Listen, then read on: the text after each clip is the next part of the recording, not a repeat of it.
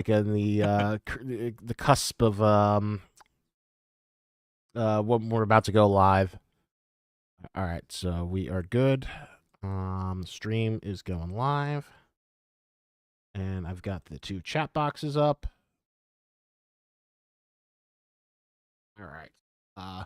Welcome everyone to the Affray community event. We are here with Anders, who is ready for more of an evening for you, given the time difference.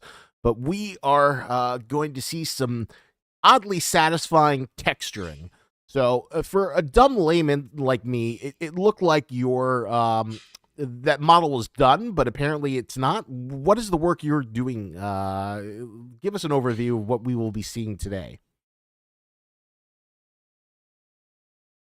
So yeah, like we're talking right now in the chat about what this model is. So this particular model was something that we got from a partner, like someone that is working with us, and they had a particular high poly, low poly kind of thing that we could use for the game to some time. So that meant that we basically just had to do some, UV cleanup, like make our own UV, rebake, all of that stuff. And then right now we're sitting on the first step of texturing, which is just, okay, so we have something that is the UV, it is ready to be used in the game, it just needs texture. So yeah, typically this would come from either Samir or El Barney or, yeah, Dean or John, it depends on who is modeling. Typically it's Samir. And we have been doing this kind of work for many years now, many more years than I have been animating. Like our previous job was just doing models and pictures for games like Operation Horror Doorstop, Ground Branch, still doing some stuff for Beautiful Light over at Deep Worlds. So all of that stuff is basically just our kind of weekend fun work stuff when I'm not the lead animator, basically. So it's really fun work. It's something completely different from animation, and yeah, we'll go through a couple of things today. Just I'll show the finished texture that I already have set up in the game because I finished this days ago. I'll also retexture it a little bit just to go through what I would usually do to get good reference, step by step how I would approach during process. And then finally we'll see how it looks in game and talk a little bit about how do we make this fit into our style, right? So it's actually looking like a unison piece, because when we got this, some issues that it looked good, but it didn't look good in context. Like it wasn't the same quality or style as what we have in our game. So yeah, that's pretty much like the the summary of what we're gonna go today, basically. So yeah, over to you, Isaac. All right. So you've got a bajillion different shiny ball colors. Where do you start? What is the beginning point of doing this? And also, we did have a interesting question. Wait, do you not do 3D modeling, Anders? And he's the master animator, so I think it would be a good overview to talk about how many pieces in your Swiss Army in the Anders. Let's assume SCP-5K development team of Affray is a hero shooter. Dun, dun, dun, dun, dun, dun. Insert Overwatch theme. Anders comes up. What is in Anders' toolkit? Oh, a lot of things, but it's actually no modeling in that toolkit. So what happened was that me and Samir, Caden, we got together during ISMC, where we didn't really learn modeling at all because we had a lot of models laying around. We had models from the original game or stuff that we bought. And the only thing that we really needed to do was texturing, like actually making it look different, and that's kind of what I became interested in out of necessity.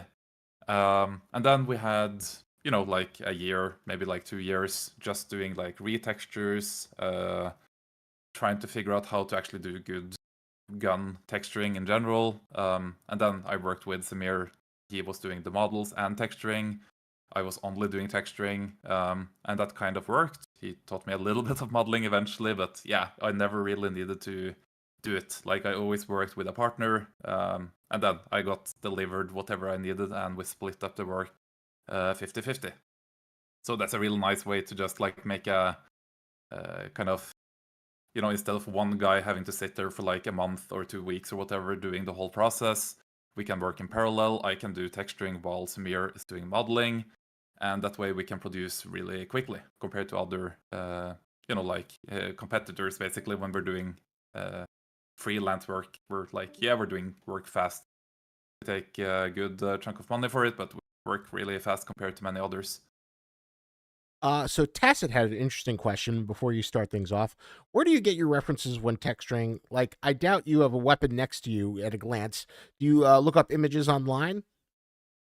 Yeah, both. So I do often have weapons next to me, looking at those, and very often I also gather reference myself in my competition shooting career. Right, like people have AKs, for example, and people have SAG chassis Mark III parts. Like in some cases, I'm able to go and look at them and see kind of in real life how those material feel, and it's also very based on experience. Like I've been doing this for maybe 5 years like this at this point. So yeah, at that point you're starting to look for example, okay, so aluminum. How does aluminum look? How does it feel?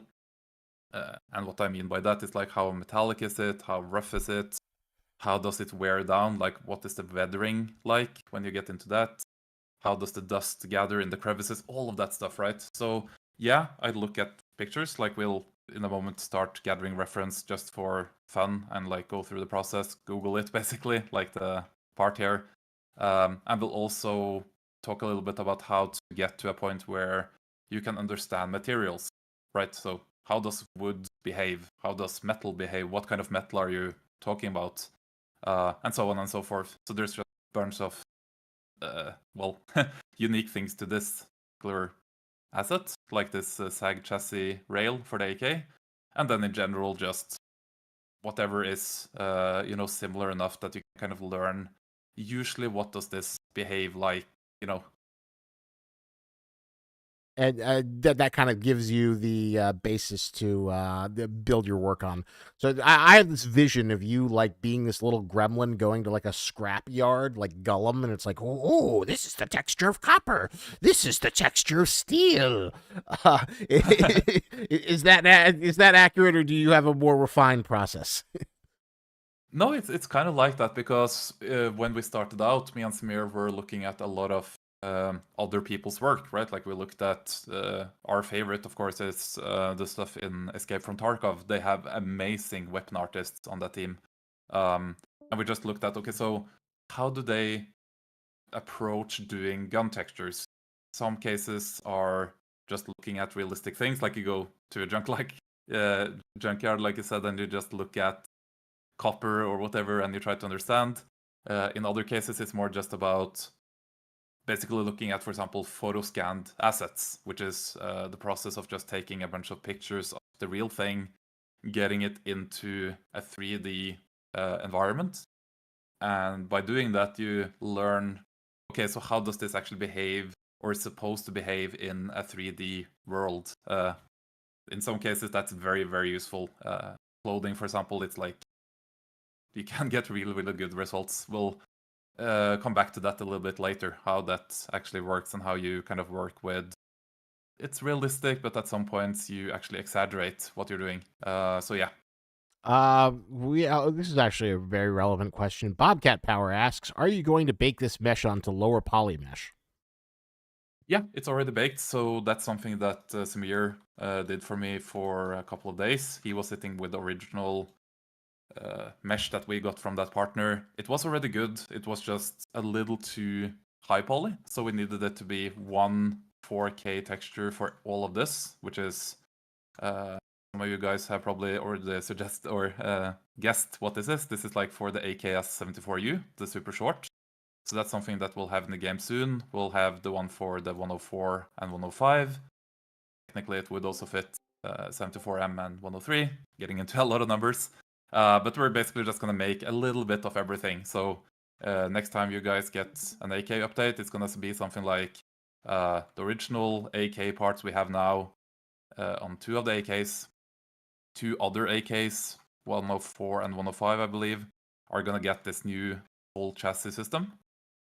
Very, very cool. We'll see it in a moment when we get past texturing and into game. And then also 2 new guns, which are gonna be AKS-74U, and then some sort of like Frankenstein AK Draco, I think it's called. It's like a Romanian or American thing that someone made, right? Like the 7.62x39 in a short AK. So yeah, a lot of nerdy details, a lot of stuff going into this. Yes, we are just going to be texturing this one 4K thing that is going to go on all the AKs pretty much. So we need everything to go into one UV set.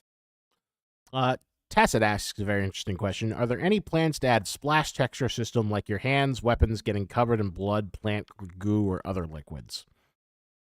Yeah, no, we played around with that, I think, maybe. I can't really tell if it's gonna happen or not. I know that technically, yes. We saw that, I think, in Battlefield 2042. They did something where they just took like smart material. I'll talk a little bit more about what smart materials are later. But they took a smart material called something like raindrops, and they just slap it on, and they kind of blend it into the context of the game. So it's like, okay, so if rain in the map or whatever, or you're outside and it's raining, then apply this texture on top. If dirty, then apply this dirt texture and so on. So yeah, it's definitely possible. It's just, I don't know if that's something that we'll actually do. I see you have a denim texture in there. Let me know if this would ruin anything, but just for the hell of it, could we see what this gun would look like with the texture of denim? Yeah, so all of these are, as you can see, it doesn't really look like denim right away. This is like the standard stuff from Adobe or from Substance.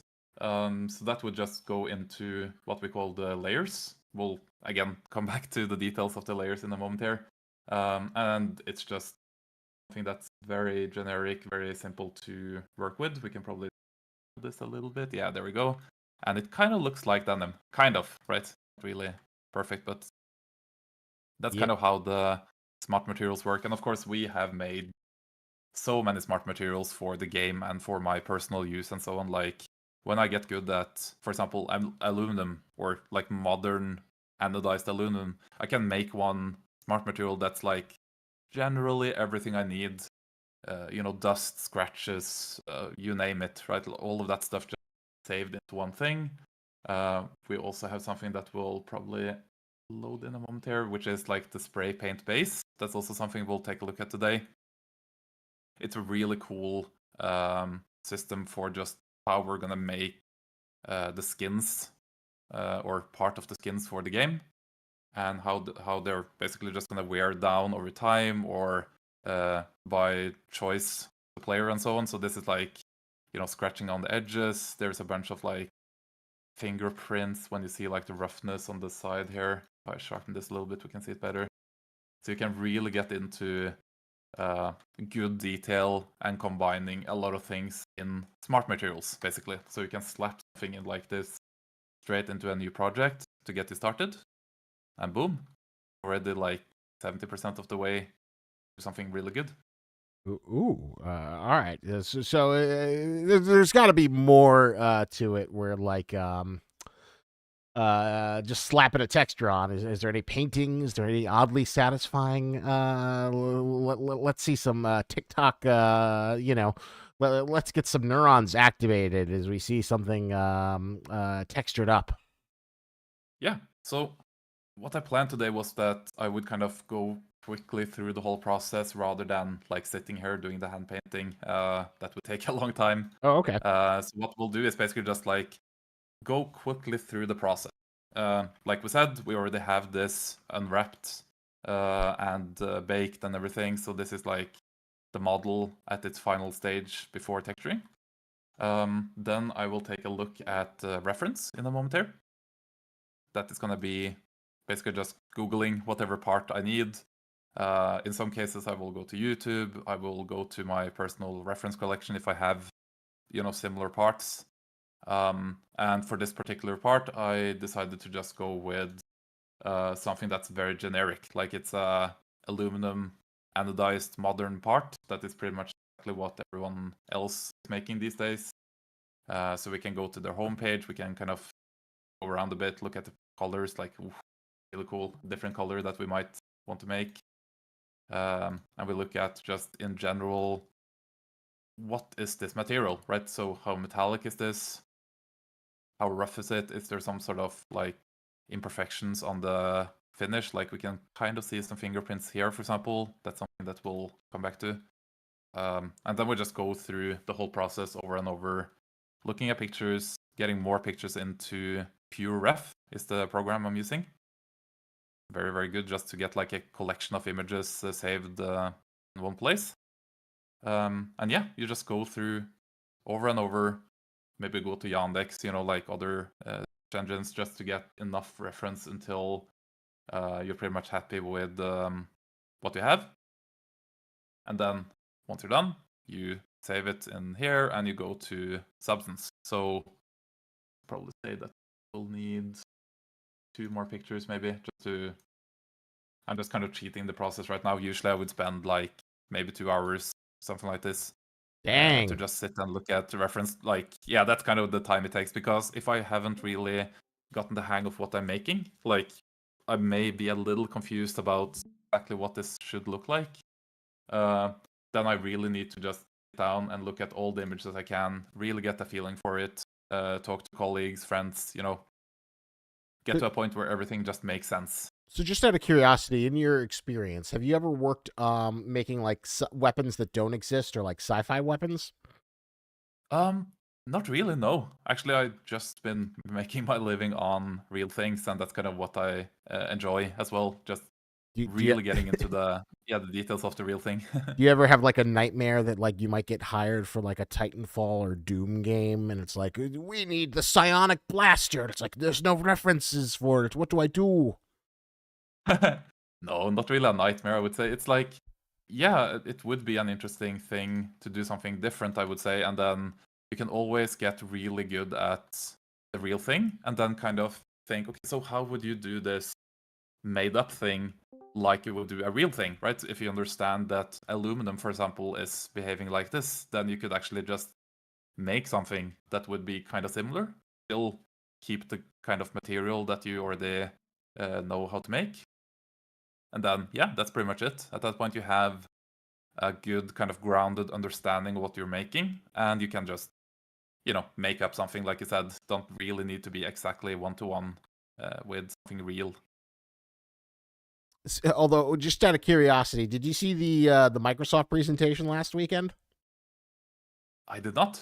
What was that? Microsoft did like a big, basically they're not E3, and they debuted a bunch of gameplay footage. And one of the more hyped ones was the Doom: The Dark Ages.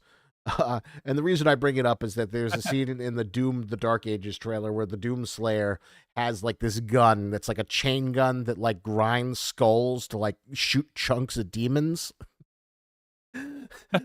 So I just wonder, what would be your process of designing the skull chunk demon weapon?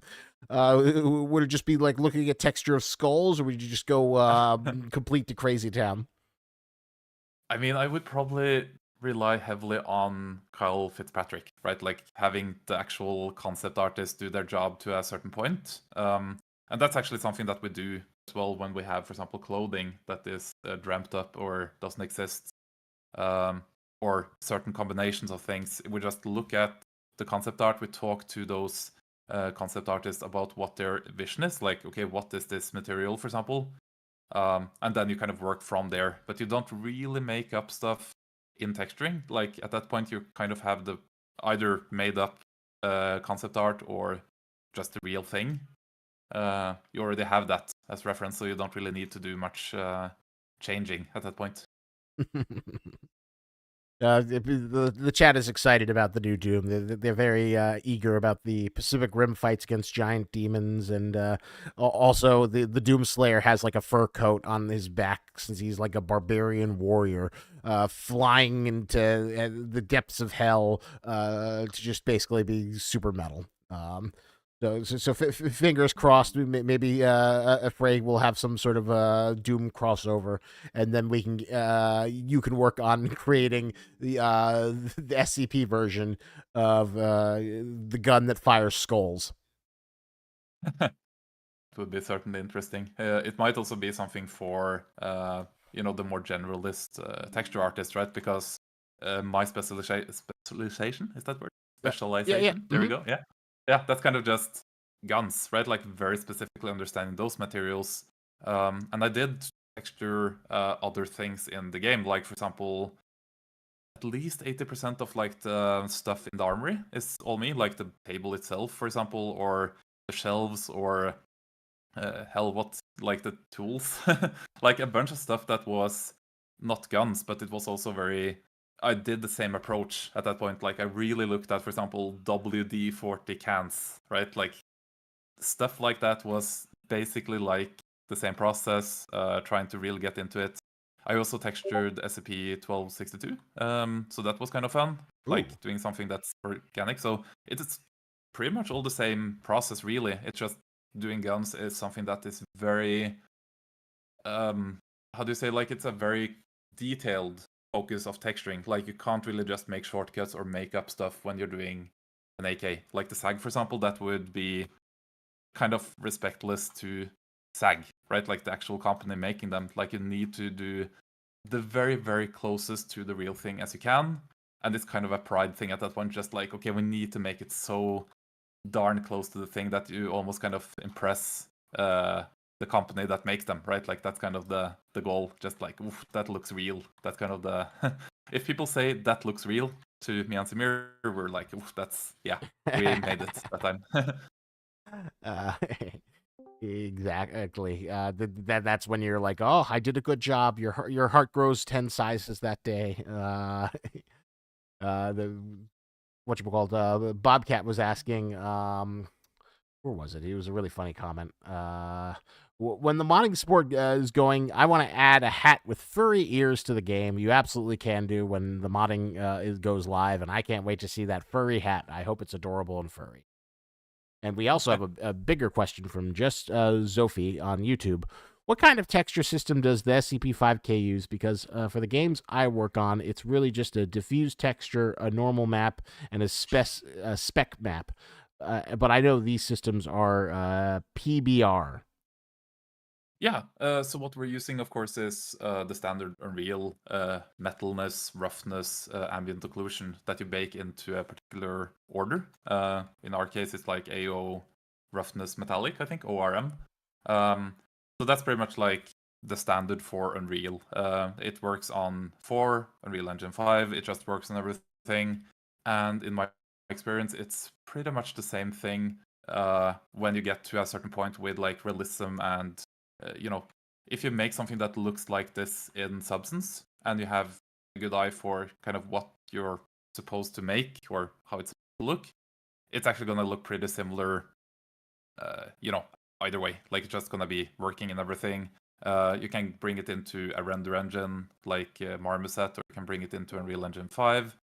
And our guns seem to look pretty good in, again, like Beautiful Light, Ground Branch, you name it. We could probably quick look in Ground Branch actually. Just see something that's already textured. Give us an like sample here. I'm just gonna launch the game here as a side note before we start texturing. Just to kind of show what we're actually trying to go for, right? Like what is the end goal here? Ooh. Let's see here. We made AKs and SVD, I believe. A couple of variations of those. Here, lag a bit, and then we're gonna go to station table, and here it is. So this is Anders and Caden's, AK. One of the many we made a couple of years ago at this point. And you can see the roughness variation in the magazine and the metals. you can see that when you're turning the thing around, you can see there's like different gray scales on the different parts. Everything is like a little bit different. You can see on the back here.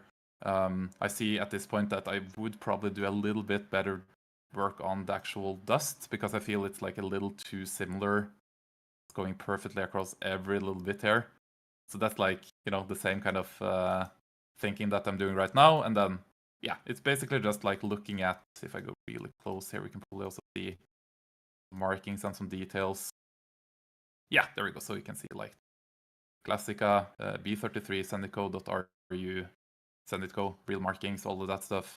And yeah, it's like just when you get to the point of gun texturing and you really want to get good, that's kind of what you're doing. You're like sitting there zooming in on the details, trying to get as much out of the resolution as possible, even if it's like a low resolution thing.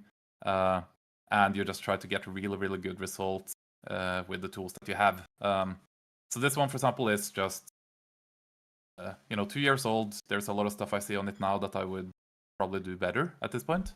And we're constantly just like looking at how it behaves in game. Is this too black, for example? You can compare it to other parts in the game.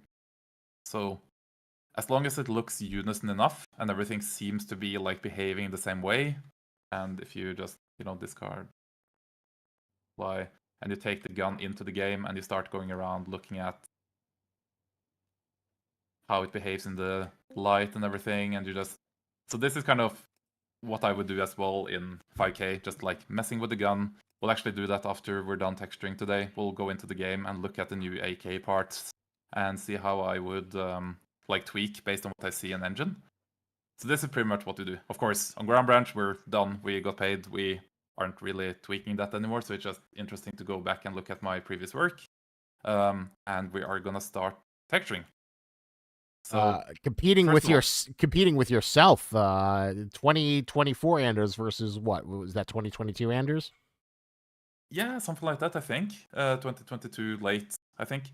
So that's pretty much it. Yeah, competing with myself, competing with other, similar artists like Sea Raider, for example, or Cody Cudmore, I think his name is. Like, there's a bunch of people that are doing similar work.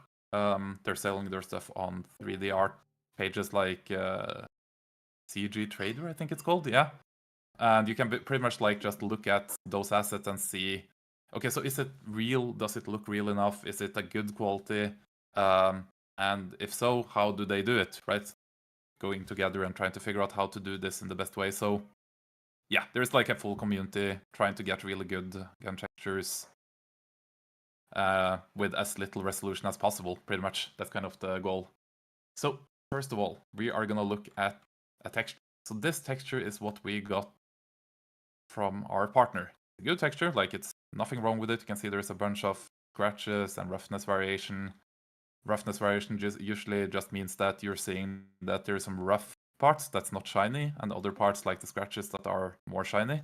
You can see that there are, if I go in here to the different channels, you can see this is the base color.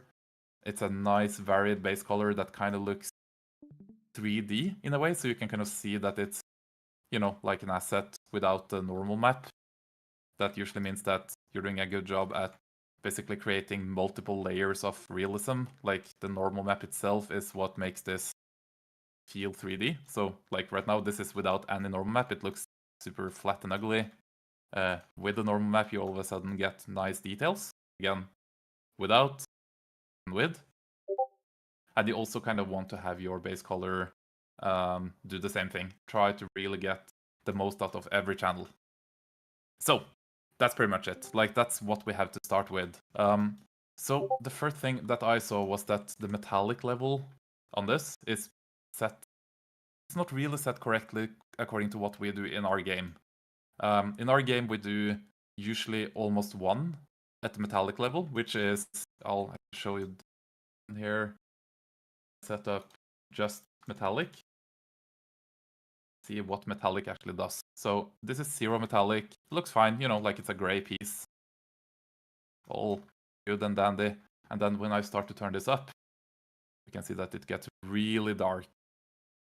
The reason why it gets dark is because metallic basically tries to fool your brain to think that this is metal. So if I, for example, made this to, gray, for example, our brain knows that, okay, so something is either white/gray or it's silver, right? Like the difference between silver and gray is something that we understand in our brains, and we know what that looks like. And that's kind of what metallic does.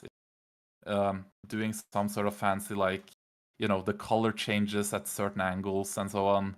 And it makes our brains think that we're seeing either silver or gray, or you guessed it, gold versus yellow, right? So you can see the difference when I turn it off and on, right? So that's metallic. That's what metallic is doing.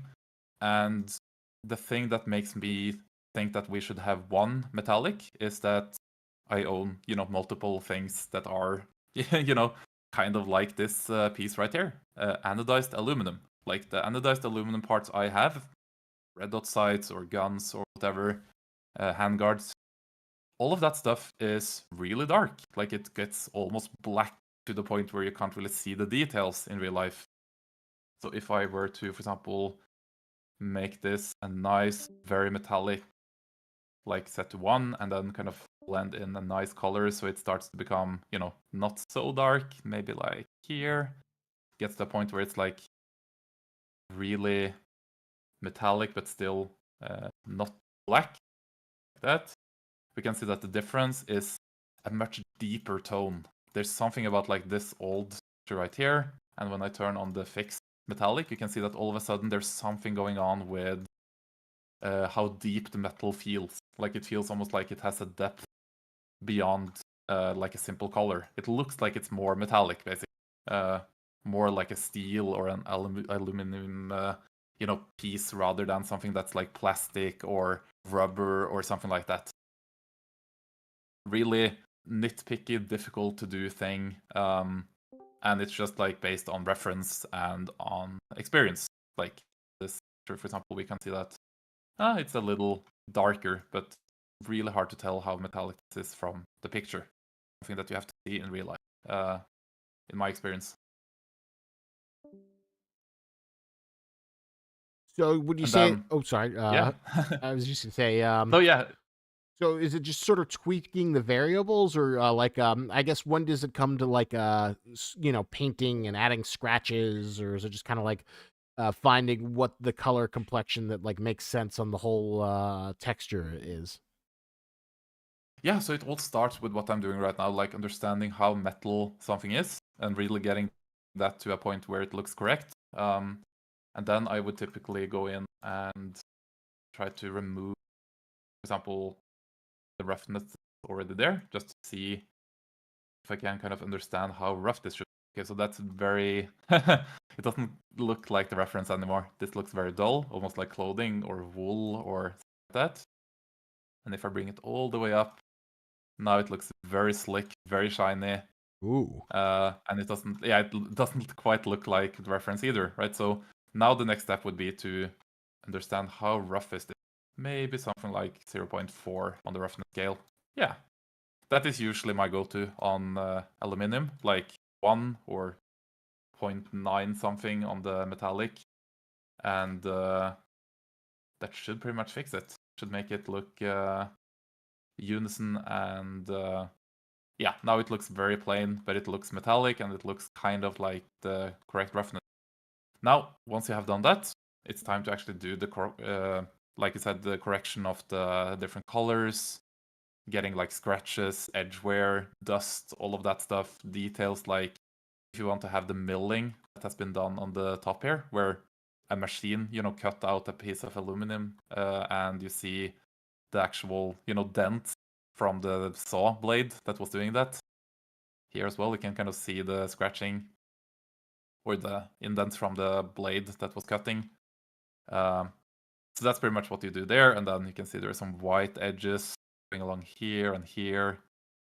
A lot of different, references can help getting a good picture of what you want to achieve. Again, going in here and trying to look for how metallic or shiny this should look.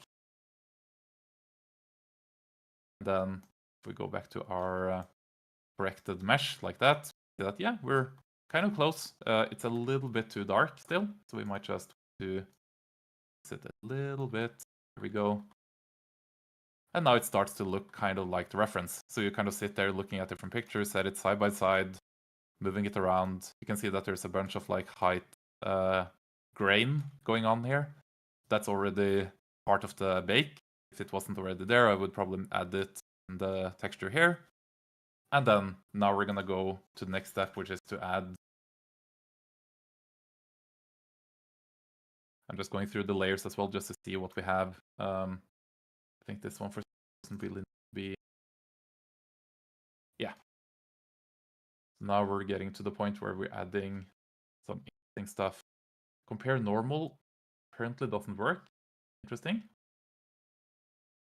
I think usually that would be a layer where you take the actual information of what exactly is this material doing. So if you have like high spots and low spots, this would read additional information from that.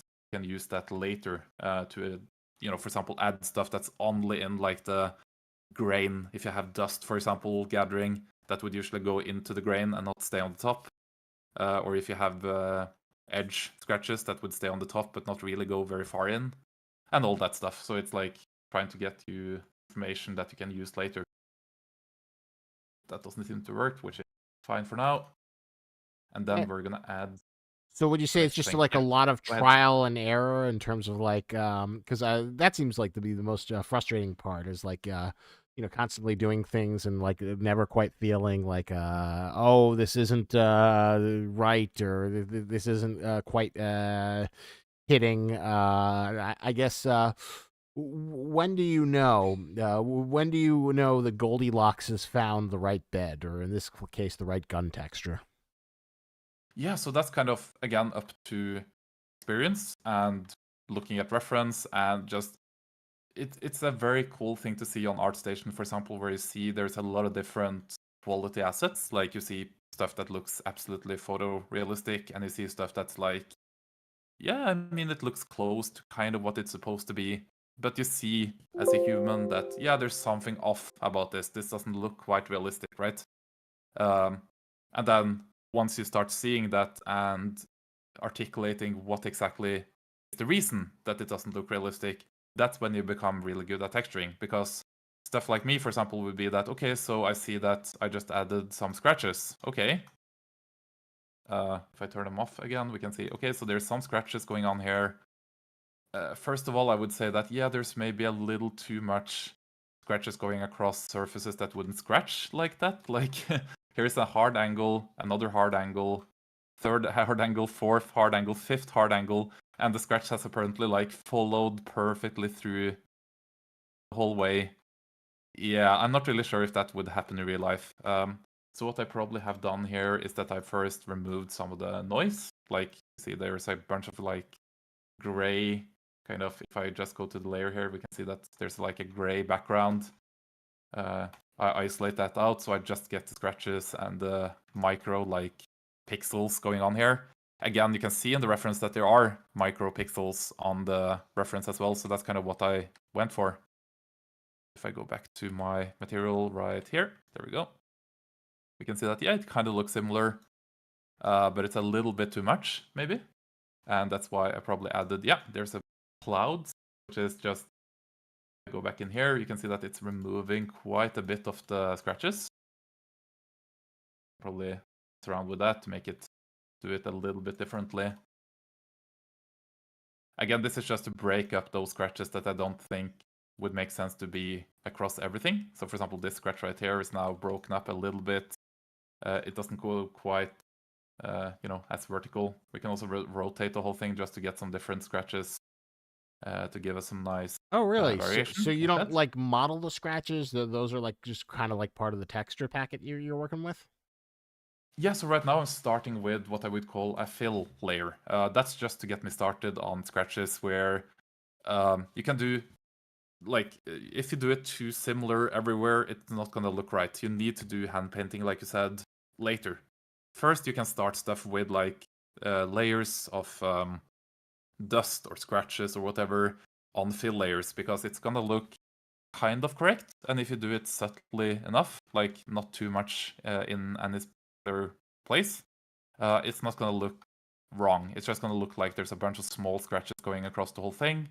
And then when you zoom out like this, for example, you don't really see the scratches anymore. And that's what we would call micro scratches. Like something that you just see if you go really close, not really something that's part of the whole aesthetic of the thing. Just like, okay, from here we can kind of see that there's scratches, but not really pick out any particular one. It's just like a thing in the background. So there we go. For example, now we have some small scratches here and there. Here, over part right here, for example, there's a little bit of scratches. And that's fine. Like, it could be more, it could be less. Could reduce it even further like that, for example. And we just keep doing that. I would probably go in as well with a paintbrush and remove the ones I don't like. Like, well, I don't think that would make sense. This one is too long. Be gone, remove everything I don't like.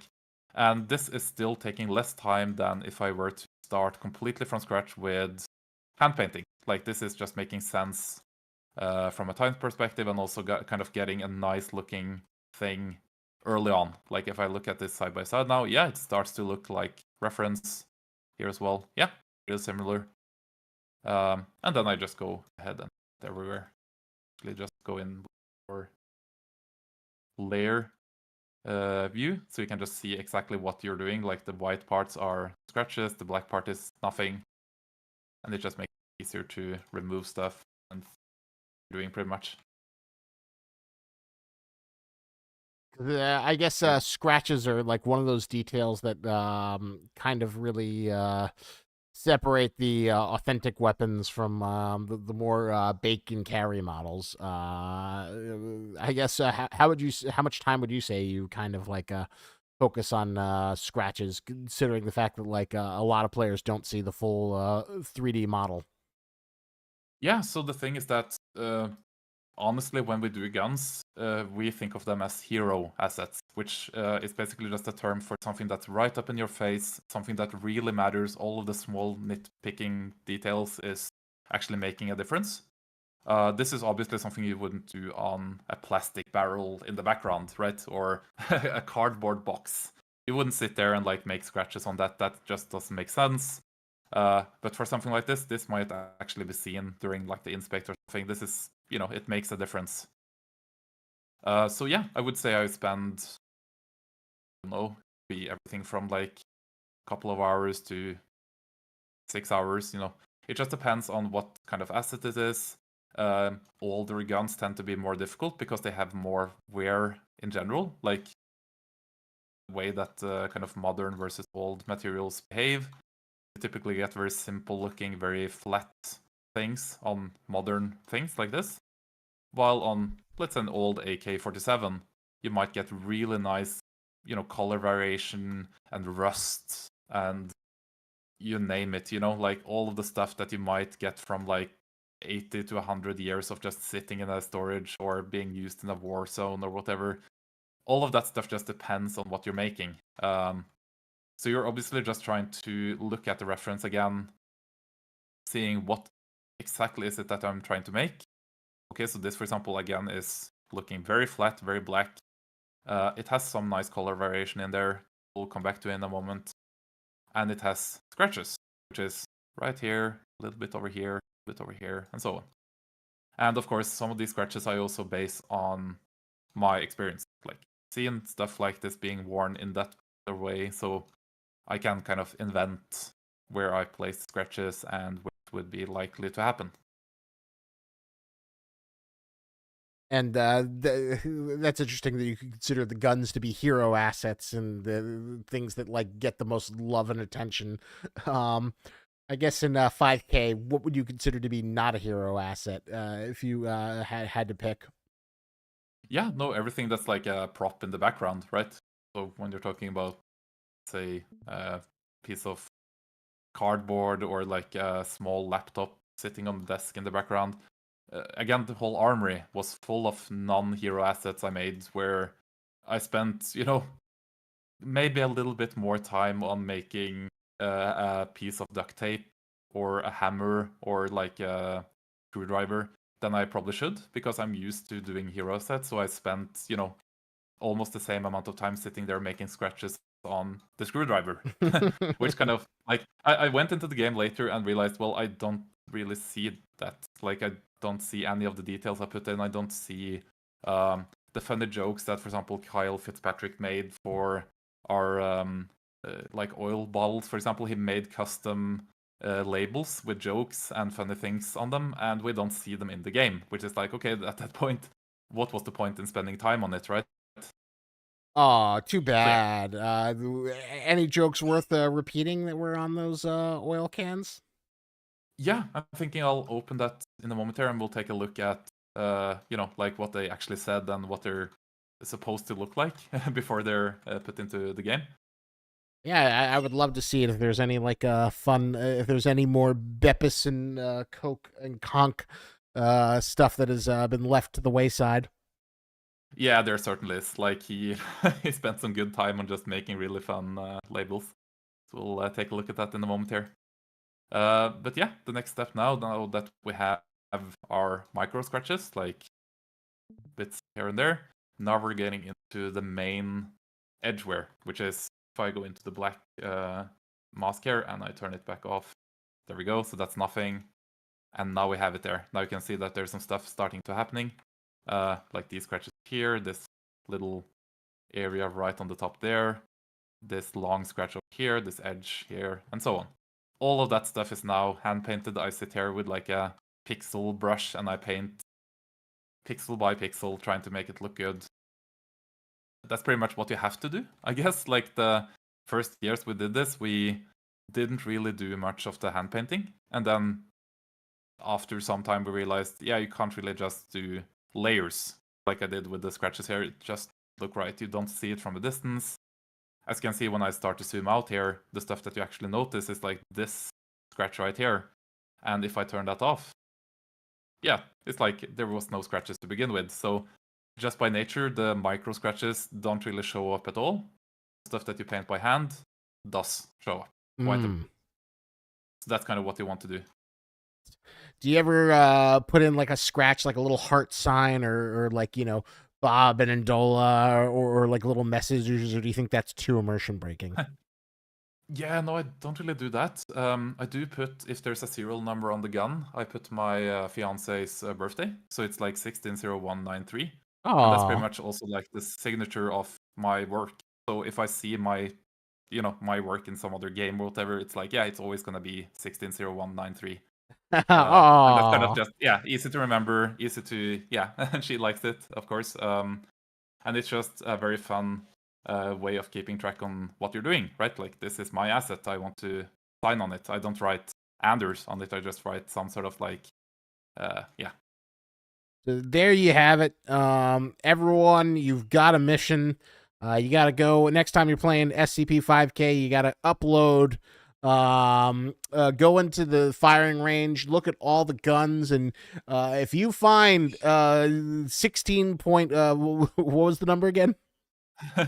160193. 16093. If you find those secret combinations, you will win a no prize, which is a very famous thing that Stan Lee did in Marvel Comics. He would have this letter section where he would give people no prizes, where basically if you could like come up with a reason why to explain like plot holes or continuity breaks, then you'd get the no prize, and they'd send you a little letter. Maybe I'll mail you a no prize, but if you can go find that and then post it to me at me in social, I'll see if I can come up with a no prize just for you. So basically, like if an issue the Hulk comes in, but the Hulk was sent in space in issue 23 of Iron Man, and if someone says, well, the Hulk actually jumped on a satellite in the Marunian galaxy, and he fought with space pirates, and he commandeered the space pirate, and that's how he got back to be in the Captain America comic. Then you'd get a no prize. So here you go, a fun Easter egg hunt. Can you find the secret Anders numbers in SCP-5K? Exactly. And if it's not there, it's typically because either Samir or Elbarni made those textures. Like ASVal, for example, is not me. A couple others, we just, didn't end up having that serial number. Bobcat Power has an interesting question. Why are you hand painting it instead of using like edgeware gem? Really good question. I'll actually show you instead of telling you, because the reason I started doing, like, for example, generators in the beginning was because, like you said, it's a quick, nice way to get edgeware. The problem with that is that the edgeware that you get from Substance, I'm gonna load in just a moment here. Go. Yep. It's not bad. Like, this, for example, is certainly quite close to what I would call, a good edgeware. To me, this looks a little bit too same. Like, it doesn't look quite right. There's something that isn't really in the reference. The way that the scratch is happening, for example, here doesn't make that much sense. If I choose another generator, we'll have the same problem. It's like, it's a worn edge all the way across. Even if you turn it down, it's gonna be pretty much like, it's kind of close, as you can see. Like, it starts to get kind of good, and you can certainly make like combinations with it, which is probably something I'll do in a moment here. The problem is, of course, that it's just too similar. Like, it looks too samey. Like, when I paint in edgeware like this, the way that it actually behaves in game is that you're gonna see it. Our human eye is just drawn to differences. If you paint it by hand, I don't know why, but it just pops. Like, you see it way more, you just see it from a distance, and it just works. When you do it with an edge generator, it's fine. It doesn't look bad. It just doesn't work quite right. So combining it is like, that's the way that you do it. We have a very interesting question from Rasputin, great username on YouTube. Any opinions on the models made by BSG for Tarkov? They are some of the best I've seen, and I don't think they 3D scan.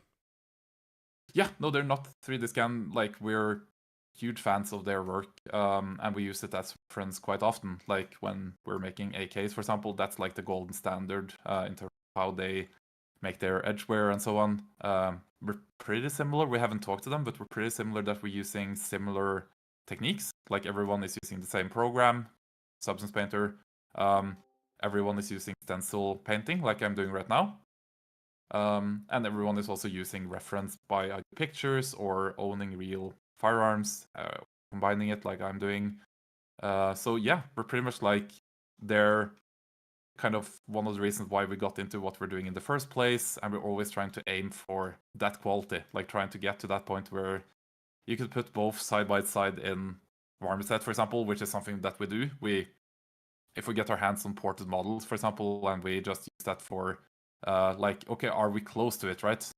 That's a really good way of like checking yourself if your quality is up to standard. If it looks similar to Tarkov, yeah, you're doing good. Oh, so cute.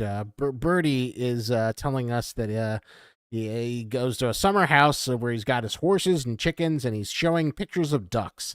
That is so absolutely cute. And he asks, I have one Nice. question though, is can we see the mag on the SG553 all textures, like how it depletes as you fire, or is it a mix of texture and animation team working together? Yeah, it's a mix. Like, when we texture it, we made it transparent. We did some work to get it to behave correctly with the transparent magazine. It's the same on the P90 and the AUG, of course. And then we made a lot of setup with shape keys, is basically the secret there. So yeah, it wouldn't really look correct in Substance. It will only look correct in the game in the end. A very judicious answer. The Bobcat Power also asks, do you use any other software for your texturing, or is this the main program that you use? Yeah, the only thing that we do is like looking at the result in Marmoset Toolbag, which is a rendering engine mostly, and that's just to get kind of clean your eyes. We kind of sit there looking at it in Substance for a long time, and you can get very tired in, like the particular way that you're looking at it, and you don't really see what you're doing anymore. So in some cases you want to change perspective like this to photographic view, or you want to change it to normal view, going back and forth. Changing light could be helpful. And again, going into Marmoset or in Unreal Engine. So the texturing itself is like, you just do Substance. Everyone in the industry does that. For some things like here, I believe there are other tools. But yeah, for texturing, just Substance with Marmoset for checking the progress.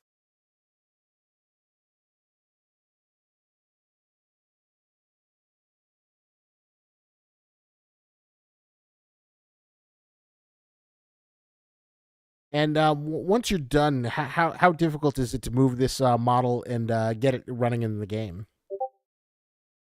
It's not difficult. It's just like, going through the hoops of making the blueprints, which is like the code base to make the actual guns behave the way they're supposed to. Then you set up stuff like, like for example, this part right here, it needs to be hidden and unhidden, and it needs to be like all of these things, depending on what you're making. So the SAG rail here, for example, that was some 2-hour work maybe to set it up in engine. But yeah, it's not difficult. It's just like you have to do the same thing over and over every time you do something new like this.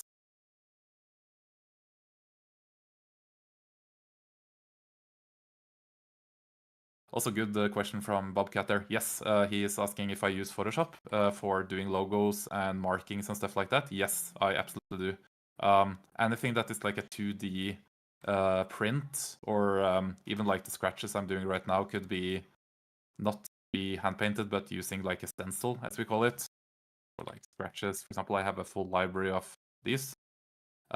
Those would be made in Photoshop. Like, you take a 2D image, you can apply it in 3D using the stencil viewer here, and you see when I paint now, it just goes where the white thing is, right? So instead of my hand painting on the right side, you can see the left side is, something else. So yeah, definitely. Photoshop is used for pretty much anything that is to do with the markings and text like that. Rasputin asks, how do you start in the industry without getting completely overwhelmed by so many positions and disciplines to choose from?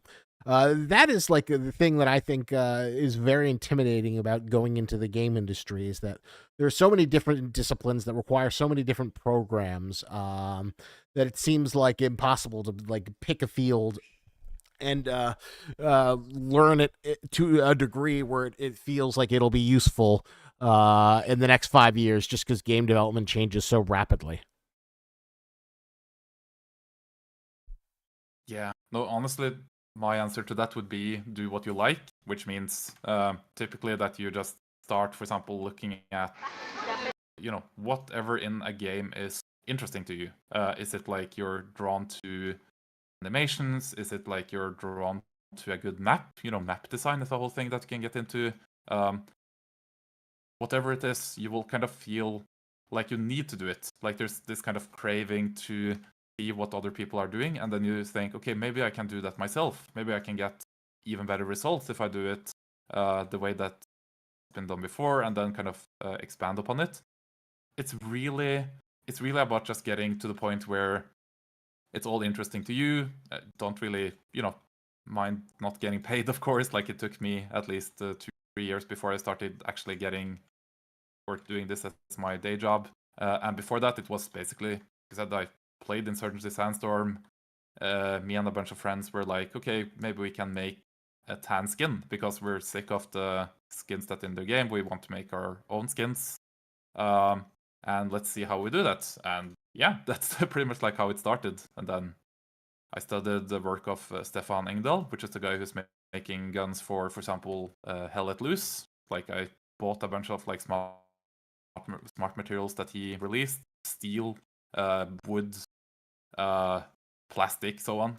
And then I just sat down, studied what he was doing with the layers and everything, and then I emulated that myself. And then eventually I started becoming good enough at looking at reference and looking at what I want to achieve that I could just, like I'm doing right now, I just see what I want to do and I do it, which is a very, very nice thing that I'm very grateful that I'm able to do, because that's not something I feel like I'm good at in animation yet. Like, I've been doing animation shorter than this, and I crave to become as good as at animation basically, or like as proficient at animation as I'm at texturing, because texturing for me is like, yeah, it's not very difficult anymore, and it's just fun. And I really, really enjoy the process, just sitting here painting and talking, and it's just like, you just do it and you're done, and yeah, everyone is happy. Birdie asks, side note, do you look forward to texturing skins and stuff for weaponry coming up in the 0.15? And do you guys have anything special for the Omni Boys? I forget, is there a skin in the Omni edition so far? I thought there was, but I could be wrong. I know that eventually. Yeah, like I didn't start here until after some of these Omni Edition things were promised. So as far as I know, like I may be wrong because I again wasn't here. There might be something like a digital red skin that was in talks. And honestly, my answer to the question is like, okay, yes, I really enjoy doing the skins for the update. Like I'm working on them and have been working on them for the better part of a year at this point. And I'm not really thinking much about, okay, so what exactly is it that will be for Omni specifically, more so that I just want to see what can we do here, and then we figure out what exactly we do with how we release those skins, right? Like, because we can do spray paints, and we can do Duracoats or Cerakotes or whatever, and we can do, many things. Factory tan, for example, is something we already have done. All of that stuff is like just artistic stuff I want to do anyways, and then I kind of leave it to my superiors to decide on what to do with that. So I'll just make everything because I like it, and then then eventually it will get into the game, and of course the people will get their own custom skins that will be only for them, as far as I know. Like, there are some stuff I've been cooking up that I've been like setting aside basically for something like that. That's custom, and it's very unique in a way. And Bobcat Power asks, did you go to college for game dev or no? It feels like a lot of yours was self-taught, or maybe you were. I'm actually, yeah, it's all self-taught. Or not self-taught. I mean, that's kind of misleading. It's taught by friends. Taught by friends doing the ISMC mod, and So there you go. One of the best ways to get into game development is to teach yourself and do a really impressive mod. I remember there's this 25-hour like expansion in Skyrim. It was like a fully playable thing with all its quest lines, with like NPCs and full voiced quests, and people were so impressed by that. He got a job as a quest designer at Bungie, so he could work on Destiny and just make hold the random quests where you just hold the line. Because early on in Destiny, those were the only quests you'd have, where you just go to it, go scan this. You have to defend it while I unlock the door from a random horde of enemies.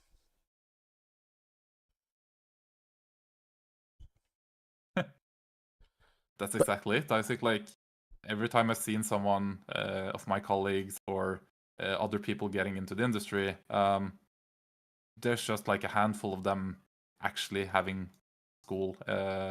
Like Dean, for example, he taught at the university, of course, and did a bunch of stuff like that. But the rest of the ISMC team, I believe, was just people that learned by doing it together.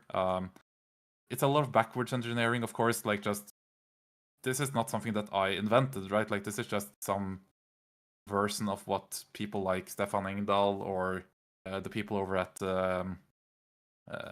Battle State, or the people at Infinity Ward or whatever.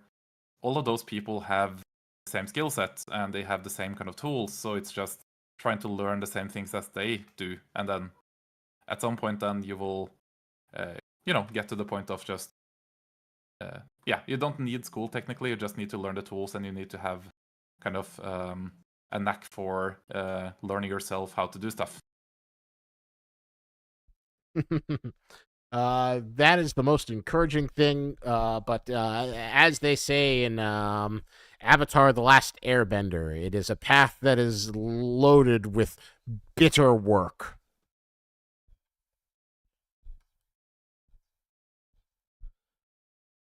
Exactly. But that is how you learn, you practice, and you build a portfolio. And maybe, just maybe, you find yourself up at Infinity Ward, or even better, you find yourself with a cool bunch of developers like a Fray, that are, because right now it is the age of the indie, baby. AAA gaming may be too expensive and unsustainable, but as long as people keep on supporting the double and single A games, there is a path forward.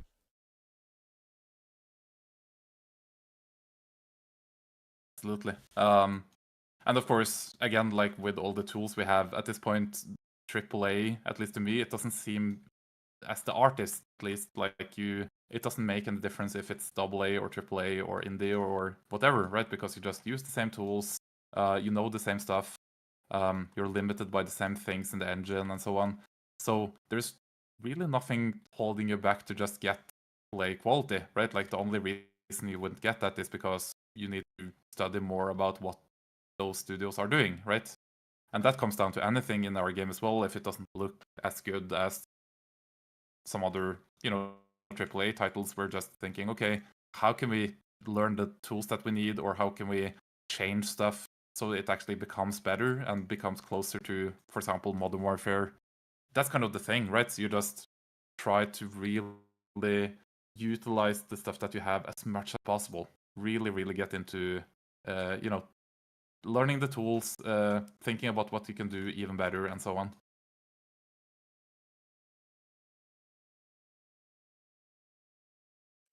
Although it can be overwhelming because they're just like, I don't know. If you had to guess, what do you think are like the top 5 or 6 most common tools that are used in game development nowadays? Or do you think that's a stupid question because there's just so many that can apply to so many different things? Yeah, I mean, main one for me would be Blender. Like, if you learn Blender, you can work with modeling, you can work with animation. Technically, I think you can do some texturing. I haven't tried that myself, but yeah. And then, of course, Substance is the king of doing anything that's like realistic texturing.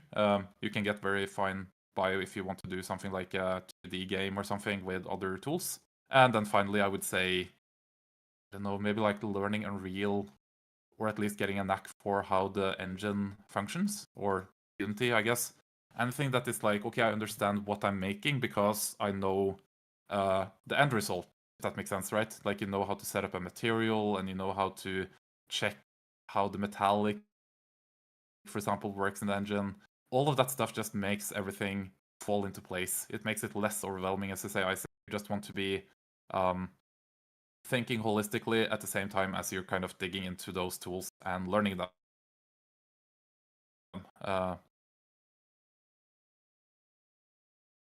Rasputin asks, I cannot stop myself from chuckling whenever I hear that name.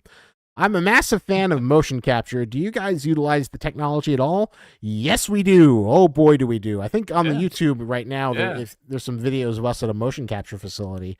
If you check out on our social media, I feel like I've posted something about a motion capture session. And right now, my laptop, I have a whole little video about a Fray like a few months ago around GDC, like back in March.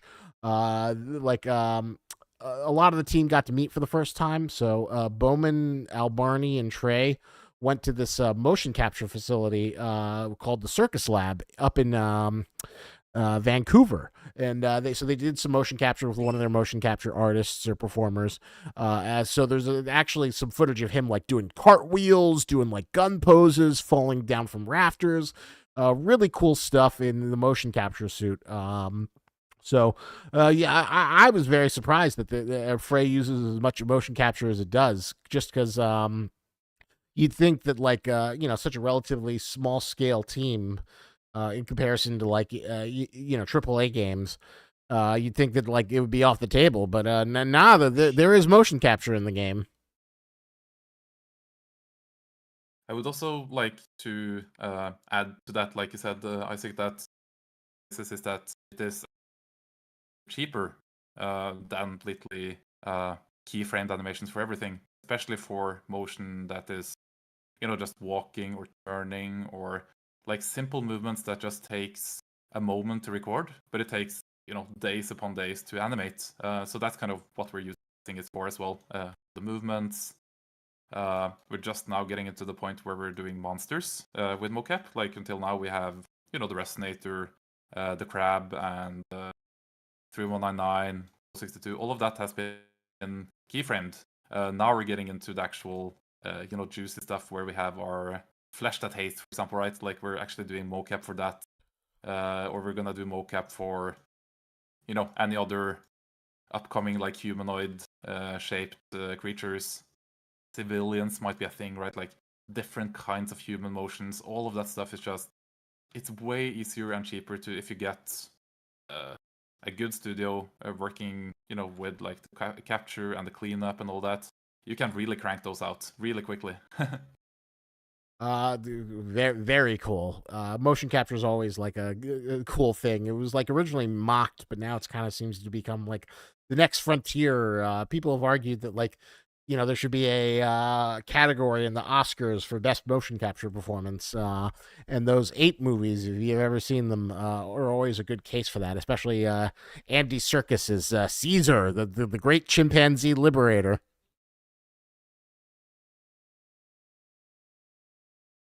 Yeah, right. It's I really, guess really cool how far the technology is coming. And one thing you could say, I know Star Wars is a bit of a divisive topic, but the interesting thing about The Mandalorian, and I guess Star Wars in general, is that every new Star Wars project kind of pushes the technology envelope further. I know Mandalorian used a lot of really cool experimental technology with those like 3D sound stages where it would all be like this green screen stage and you could instantaneously like display like the 3D environments so the filmmaker could see what it would look like all put together versus just like filming in a green space and having no idea. All that kind of stuff is always interesting and how it pushes the medium forward. Although Bobcat Power Exactly, and asks, that it uses.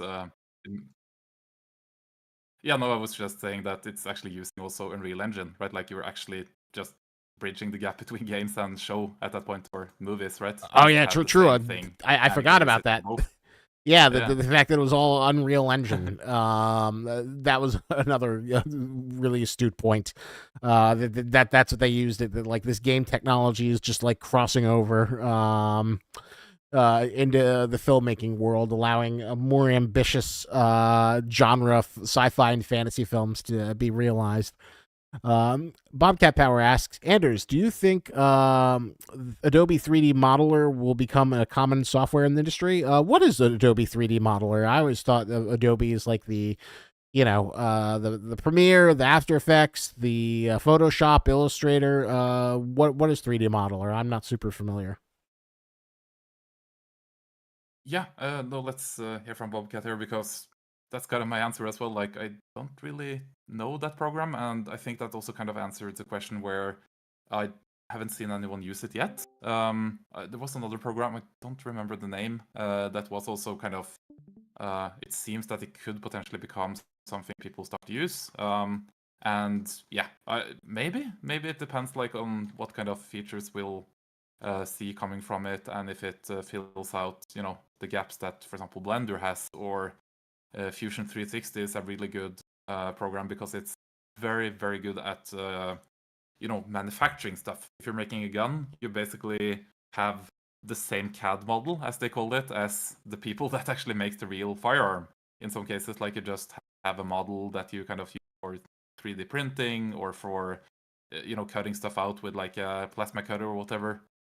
The same program is being now used for modeling guns in games, which is, you can just take, in theory, you could take this SAG piece that we're making right now and you could get that from SAG themselves, which may have been what they did.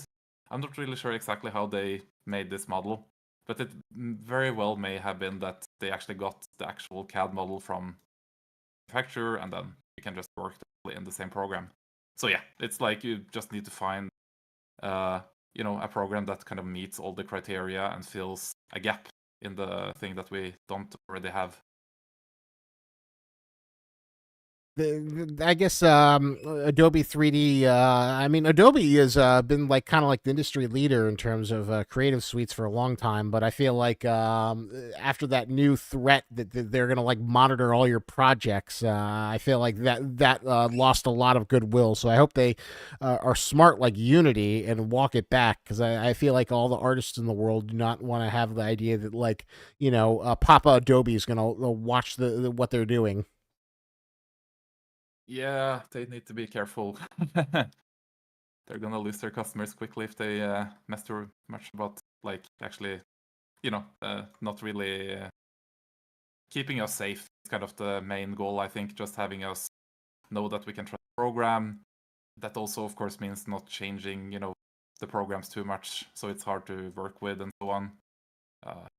We're very we're lucky that these programs exist in the way that they do, because it makes our jobs, possible in the way that they can be done right now. But at the same time, we need to be very, pragmatic about leaving these big companies to do whatever they want. Doombot asks, when Peanut Gun Skin XD LOL. Huh. Like 173? Exactly. I wonder what that would be like. That would be Yeah, interesting. Like, stone, maybe? I certainly Yeah. hope that eventually we get like weapon skins that are uh based on all the various SCPs. I think that would be really cool and badass. Although I think there's like Nexus Mods has some like custom skins for SCP-5K. There's some really cool ones. I remember I made a social video about it. But hey, that is a great idea. If you want to work at a fray, if you want to start building your video game portfolio, what better way than to make your own peanut skin and post it on Nexus Mods for the world to use? So give that a shot. Yeah, absolutely. Like every time I see something people make on those mods pages, in terms of texturing, at least I try to be, helpful in terms of just getting the materials set up correctly, normal maps, all of that stuff, so it's actually possible to get. Because of course, if I wanted to make a very simple skin on top of this, it's all about having the proper setup. Like I go in here, I can go into color and just find whatever silly image I have on my computer, right? And that's pretty much it. Like it projects onto the gun, and it's just it works pretty well. Like it's gonna be here just a random thing. Have something. Do this colorful thing. There we go. Ooh. Right, so we start with that, and then we mess around with size of it. So it's like, wow, right now it's looking kind of weird. But that's the thing, right? Like you can just apply anything on top of this, and it would look, vaguely cool. So it's all about just figuring out how to set stuff up, and then you can really apply anything that you want on top of that. In a moment here, like when we're done with the texturing on the main gun, we'll take a look at the actual spray paint skins that we're planning for the game. Of course, as you heard throughout the night, I am very much into realistic stuff, so I'm not really bothered with like doing made-up skins or joke skins or like colorful stuff. I'm really just about making what I have in real life, which is spray painting my gun, making it flake off in the correct way, and trying to make it the best in any game to date, right? Like that's kind of my goal, just getting it to be better than, whatever. Modern Warfare, for example, they have spray paint, but they don't have a good wear thing, like it doesn't flake off or anything like that. Ghost Recon has, a vaguely good flake off system, but it looks kind of procedural to me, and it doesn't look as good as I would like it to be. So yeah, it's basically just like skins for me is more about getting it to look as realistic, as good as possible, and educate people on what a realistic skin is, right? Like, oh, you can spray paint with a burlap sack, and you get this amazing pattern. I'll show you guys here in a moment how that works. But it's basically like that, and then you can also apply stuff, as you saw, on top of the gun, camo patterns or whatever. So everything is, yeah, at least to me, it's just set up, apply stuff on top, and then figuring out exactly what you want in terms of, well, how you want that skin to behave. And then from there, you can really go crazy, right? You can apply it to just one part of the gun or everything. Yeah. Well, that gives me an idea. Not the God, this would be neat, but I feel like Bowman, Al Barney, and Trey would nix it. But okay, so let's spitball here. Let's say we had a theme event where like the community decides on a gun texture skin. I guess how difficult would it be to get into the game, into something that people could play like right after the thing is over? Would like the branch node need to be updated, or like just to reiterate, we're not doing this. This is just me spitballing. This is not happening. But Anders, let's assume we had the green light. How difficult would it be to get that like popcorn monstrosity you just showed us into the game, and for people to be able to use it?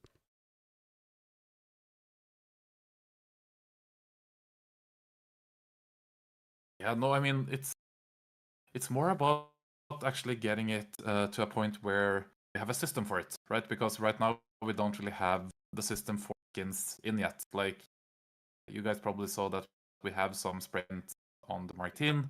They exist kind of like you can just write the control command of skin -1 or skin 0, whatever. And the next thing now would be to actually make a system for it, so you actually can apply those skins with a proper user interface, a proper like list of different skins and colors and everything like that. So, I mean, in terms of just getting the mods, like the stuff that people have made, yeah, I guess that's the quickest way to do it right now. We're just hard place the original texture, kind of just something that you do locally on your computer, where you just apply, like you would in the other Unreal game, you just apply that particular skin that you want. Then once you have the skin in on your local computer, it will just always replace, for example, the black texture or something like that. So yeah, having something in the game and be something that everyone could see and you could pick it, that's kind of a little further ahead. That's the system that we're lacking, basically. So even if we wanted to, we do not have the interface to actually have it appear in the game. So there you go. That's an extra piece of tech that still needs to be built someday, though. Someday. That would be fun though. Yeah, to like actually have the community like say that they want the peanut skin, have it, and then actually put it in the game. So consider that idea tabled, and hopefully maybe we'll have a chance to do it in the future.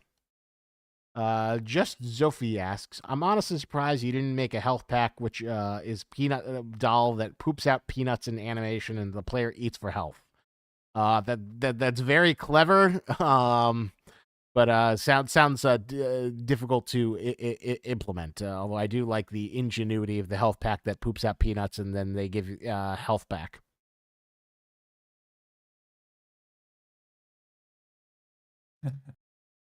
that does sound interesting.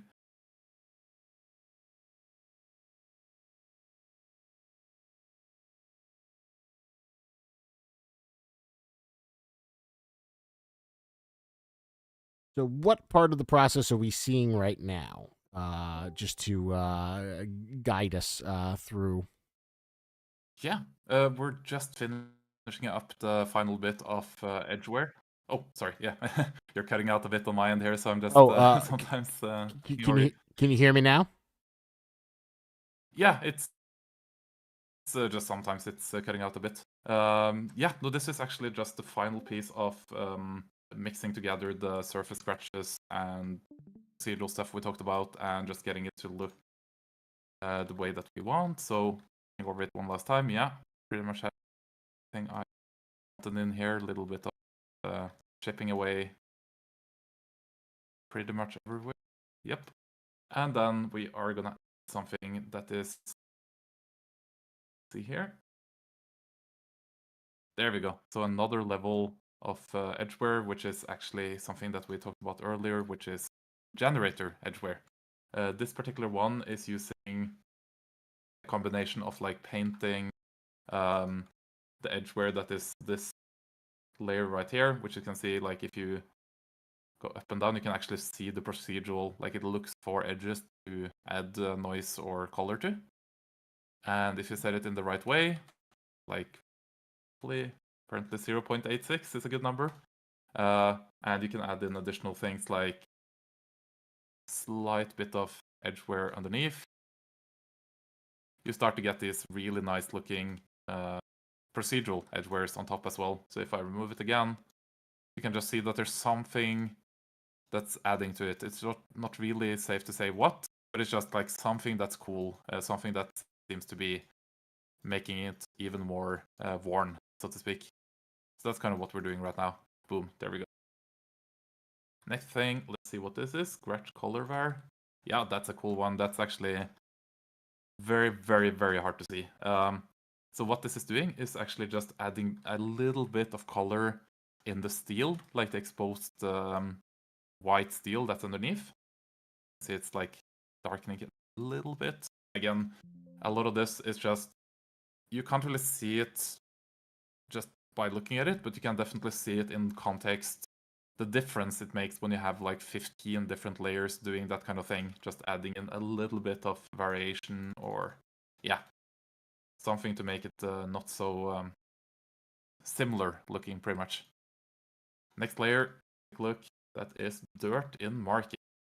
Also pretty self-explanatory. It's adding in dirt inside like the markings that I added where it says tag AKS74U Mark III, and the color, it's just like a little bit of dirt. It's a very sharp dirt right now, so I would say we probably need to make that a little bit blurred, a little bit smoothed out, pretty much. Set it to a very low number, like 0.5. It's gonna be too cool to see. There we go. Now we start to see it. So you can see that it gets less pixelated and it kind of blends into the whole thing rather than being this kind of pixelated thing. Of course, at this point you can just mix it together. Very nice, like blend between blurred and sharp. Go, so it's like a blend. Then we have color in addition, so you can see that it just sprinkles dust. That's the main layer, and then it sprinkles dust inside. So at this point we're getting to the nerdy details, right? Like the stuff that once you get really good at substance, you start to see the things where you look at one particular thing, let's say this marking right here, for example, and you see, oh, there's a little bit of, pixelated color variation. I want to add that here. Go in here and you can change the color of that pixelation, dark, light, different colors, maybe red, all of that stuff is very intuitive once you get really good at substance. The way that you think about those layers pretty much is like, yeah, you just know exactly that you want to have something from the reference added until you see that, well, now it looks pretty much like the reference, and you move on to the next thing. So here we can see as well, color variation for here. That is going to add some weird, let's see here if we can actually see it. That might be just a bit too, yeah, it's removing quite a bit of our scratching. That's not cool. It's away a little bit too much. Therefore, we're going to try to add it in more. Yeah. So it's just a very, very subtle thing where I wanted to see if I could get a very rough edge around the scratches. The right lighting, and I turn it back off. You can see that it darkens a little bit. Just becomes a little more rough around those scratches. This again is something that I picked up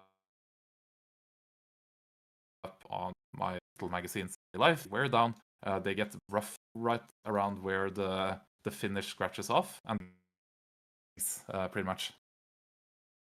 Then we move on to dirt surface. We layer of very cool. Let's see it. No, kind of weird. So there we go. So it's tell a me, very like they look. Rasputin says, "How is Anders so based?" So people do definitely appreciate the level of detail and care that you put in to your work. Although this is kind of a mean question, so if you don't want to answer, what games do you think have had kind of like really mid or mediocre gun models where it just kind of felt like it fell flat? Or do you not want to Yeah. point out the distinguished competition? No, I no, absolutely. Like the main things I've been seeing, for example, there's actually a couple of things. Like when you start looking at the older games where, for example, I played a lot of Rainbow Six Vegas and Vegas 2. And the only gripe I had with that game, if we go to Google here and we take a look, is that yeah, it looks really cool and it has cool AI and it's a SWAT kind of game. It's a very fun co-op game. The problem is that it's too old at this point. Like it doesn't look quite right on the models, and the textures look like they're made of stone, and it just doesn't work for me anymore. Like this one is one of the better looking guns, and it looks quite good. And then there's others where,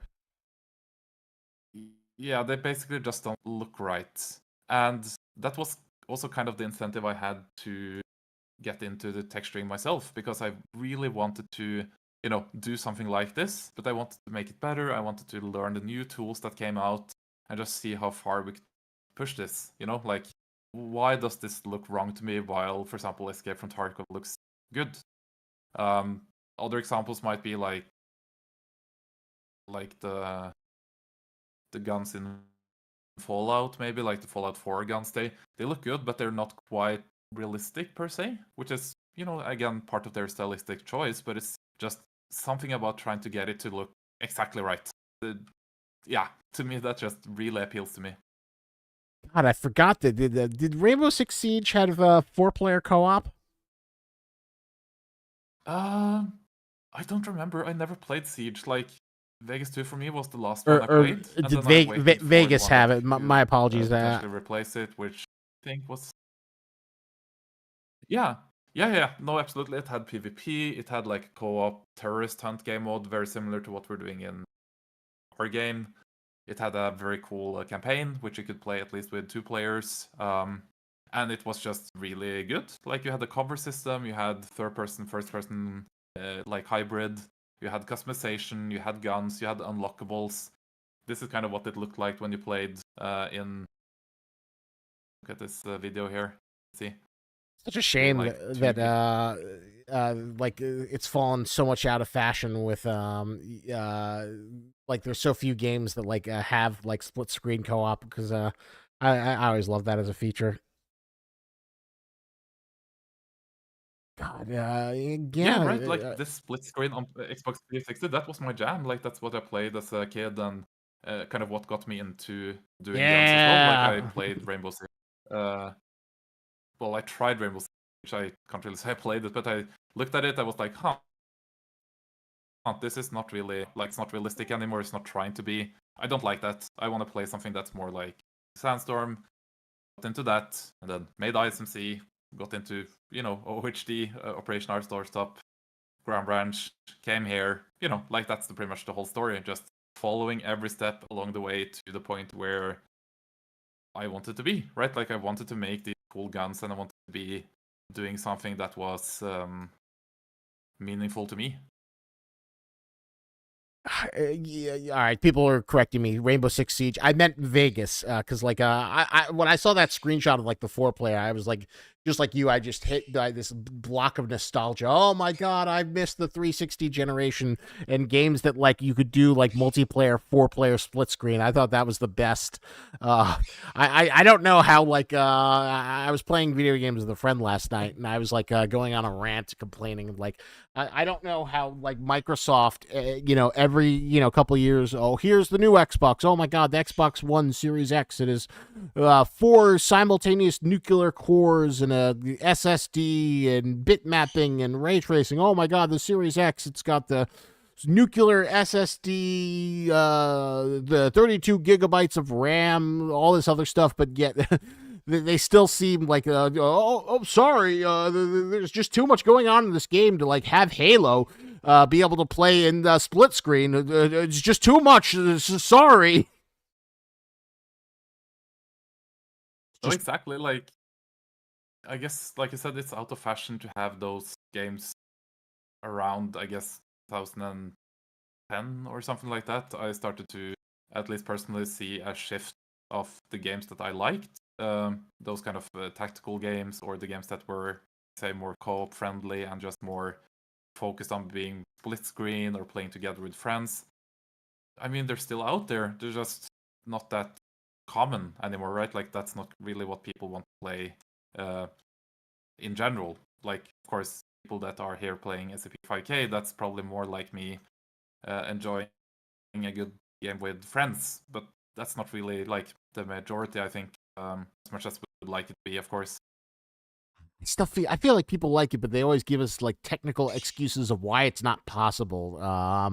Which just always annoys me. Although I am kind of curious, as like a long-term tactical fan, how is like poor Ubisoft with their Tom Clancy and the Ghosts and Rainbow Six never been able to get at that Call of Duty lunch money, because you'd think that like the Tom Clancy brand is all about tactical action, and I guess the Call of Duty games aren't tactical, but they at least give the illusion of it because of all the military stuff. Why does Call of Duty keep on taking their lunch money?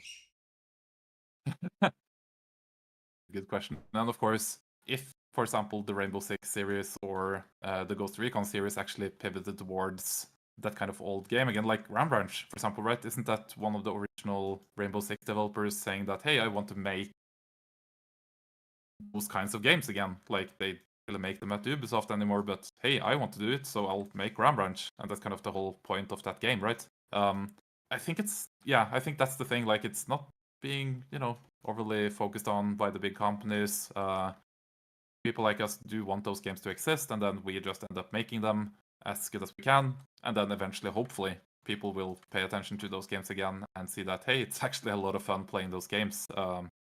I certainly have a lot of good memories playing, with friends, trying to figure out stuff, not running in head first because that would get me killed, trying to think a little bit before I did stuff. All of that is just like essential for those old games. And then, yeah, I'm not really sure what happened to that. Um, Rasputin asks, what about the same question but animations? Any animations in old games or newer games that you find to be up to par with the standard?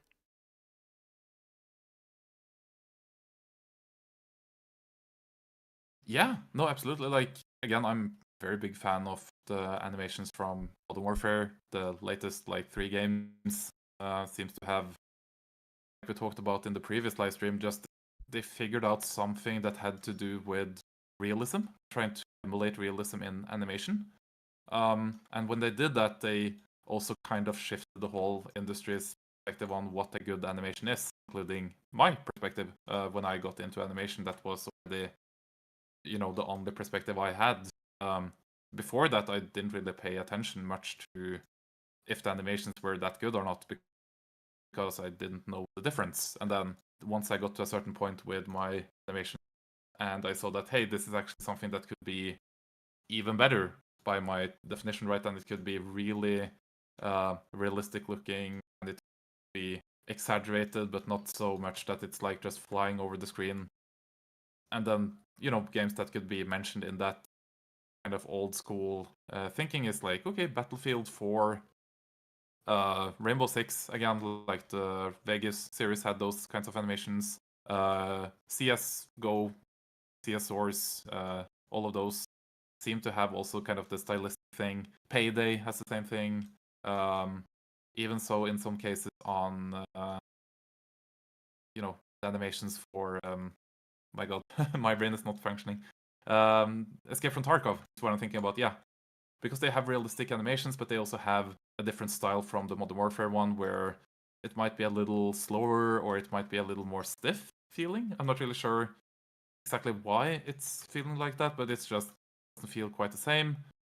So yeah, that's pretty much my answer to that is just like, yeah, it seems to be all the games that haven't really gone in that direction seems, at least in my personal opinion, different from Modern Warfare and just less grounded in realism, the way that guns being handled, right? Supposed to be kind of like a very static thing, not really flying across the screen and doing these exaggerated movements and all that. That's not really realistic at all. That's kind of what we did before, so that was the standard, and now it's not, or starting to become at least two different things.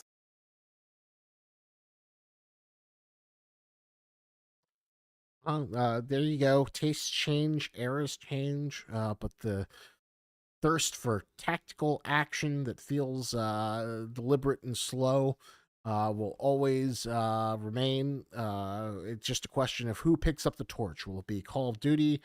Will it be Counter-Strike? Will it be Rainbow Six? Or maybe it'll be SCP-5K. Who knows what the future holds? But it is professionals here like Anders rubbing up the guns, adding those nicks and textures that go forward that dream of achieving the impossible and creating the ultimate tactical shooter simulation.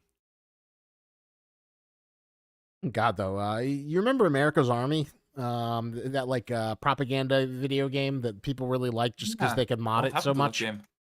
What'd you say? Yeah.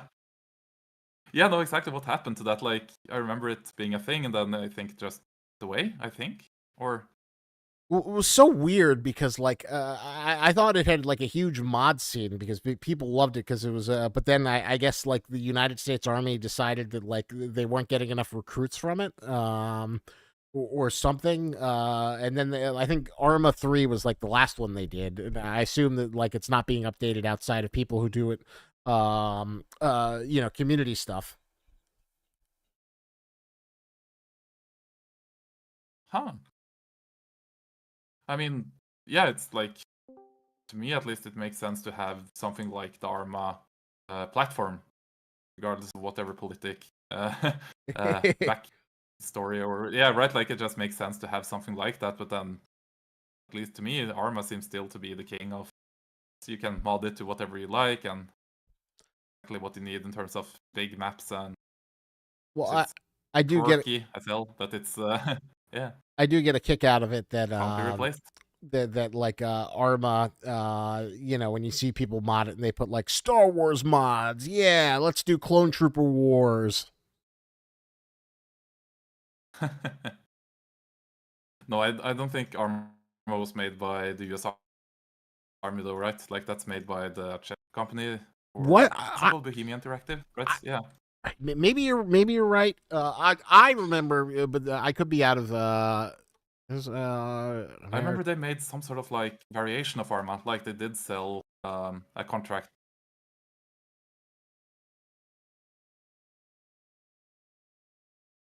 sponsored by the U.S. government.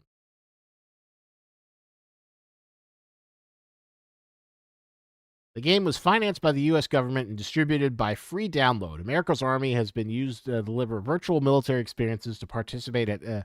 Interesting. For virtual military experiences to participants at air shows, amusement parks, and sporting events around the country. And that's America's Army, right? Yep. Yeah, isn't. Yeah, okay, yeah, that's for me, yeah, exactly. Yeah, that's because Arma, of course, is Armed Assault. That's the other thing. That's like, I think they made a version of Arma to like train militaries, and then the actual game Arma 3, for example, it's a game. That's yeah.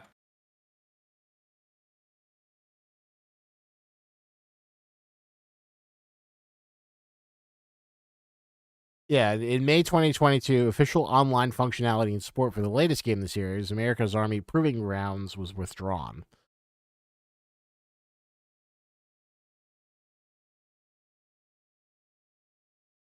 Yeah, there we go. College is saying it. Yeah, the VBS is the big boy Arma. That's the. I think it was based on like Arma 2, if I'm not mistaken, and then Arma 3 doesn't really have that version, or it doesn't exist. Like it's a military contract thing made into the game, and that's it, as far as I know. Did you ever play Arma? Oh yeah, many hours. So I Before I guess started the SMC mod as well, was like I probably would get, like into modding Arma if it wasn't for Insurgency Sandstorm. That was like the difference was that Arma had very quirky kind of modding tools. I think, like from the people I know that did Arma mods, said that, well, yeah, it's a really good platform when you get it to function, but then actually modding it is apparently a nightmare. It's really that oh really? functioning, and it's really easy It, to do. Yeah, apparently. it's it's not the easiest thing to do. Well, I can imagine that would discourage it. Well, it makes sense that like maybe it wouldn't be the most easiest thing to mod for, just because I don't think that that was the American Army's purpose for it, to like fight Pennywise the Clown and do Star Wars recreation battles. I think it was sort of like all these kids love Call of Duty. Oh, we can have a army of gamer super soldiers. Let's get them in there. But I don't think Arma ever had like the popularity of COD or even a Rainbow Six Siege.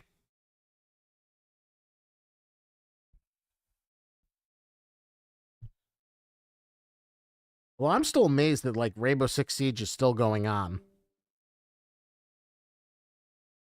Yeah, I mean it's really good for what it is. I think, like, if you don't treat it like the successor to Vegas 2 or whatever the name of the the game that was supposed to come out and then didn't, and it was like a very cool trailer for it, but no one ever got to play the game.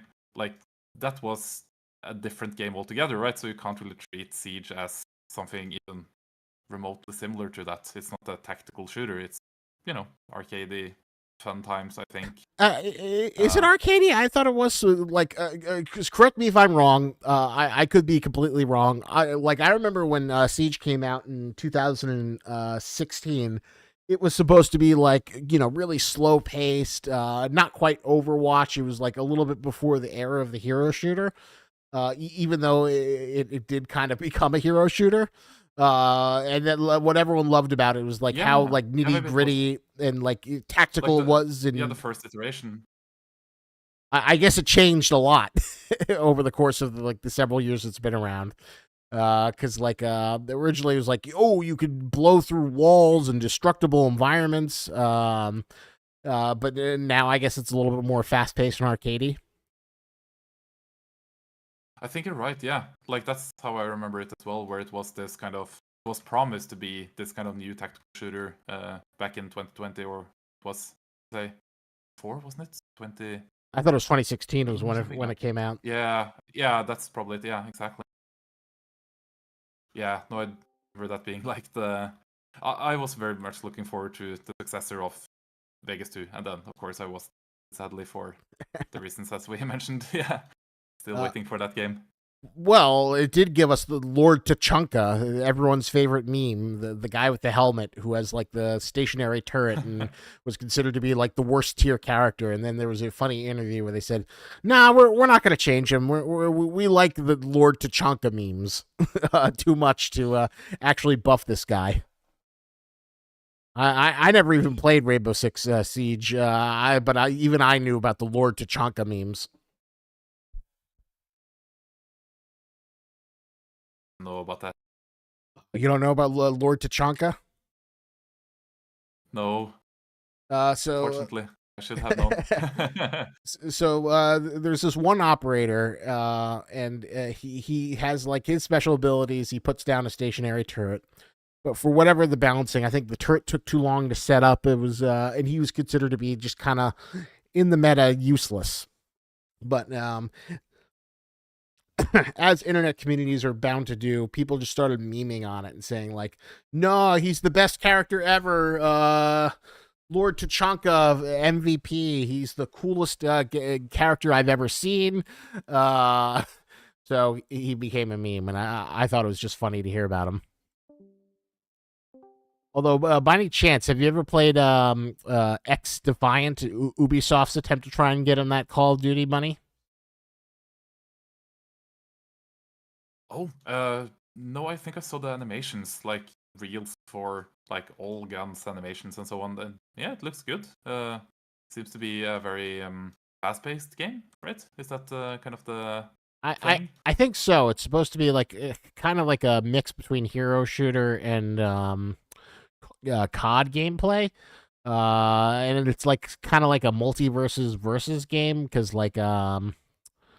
it's like all the different factions in various Ubisoft games, and they all fight each other. So there's like guys from Watch Dogs, guys from Rainbow Six, guys from Ghosts, and each one is like a faction in the game that you can play as. But from your professional standpoint, what did you think of those gun animations? Yeah, no, it looks good to me. Like again, when we're discussing gun animations, it's all about trying to see it from the perspective of style. Like, what are they trying to achieve here? Rather than saying, "Oh yeah, it's not like it's not like Modern Warfare, so it sucks." Like that doesn't make any sense to think that way. Because of course, if you're trying to get that style, like personally, I'm trying to get like the style between Modern Warfare and certain Sandstorm, like kind of slower than Modern Warfare, but it's also kind of the shakiness of it a little bit at least, and then the smooth kind of realistic thing from Sandstorm. So whatever Define is trying to achieve is probably, like you said, it's probably closer to Duty, and it does certainly have its own style to it, it seems. So yeah. Same with the finals. Well, like I think those look good. There's nothing wrong with the animations, and it seems to be fitting the style of the game pretty damn well. And that's all you can ask for, really. I've yet to play the finals. What makes the finals so special? Because I did hear it did kind of like have a blast. Is it the destructible environments? Is it just kind of like the game show aesthetic? I was kind of like confused, like what made the finals unique. I don't know. Maybe our viewers can give us some insight on that. Well said. Any in the comments, if you can talk about what makes the finals, I would love to hear it. Zintu the Circle says X Defiant is very unbalanced. You have weapons that do a lot of damage, one hit even, and some that in the real powerful, but in the game are the worst to pick.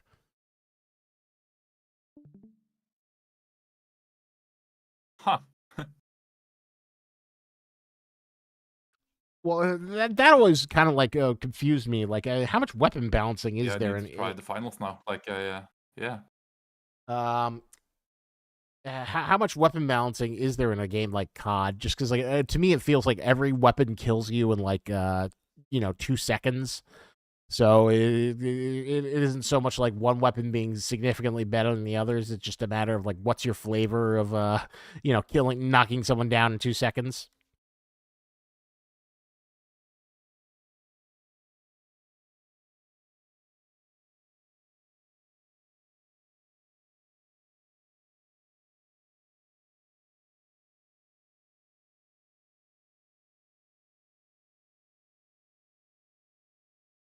Oh! Can you still hear me?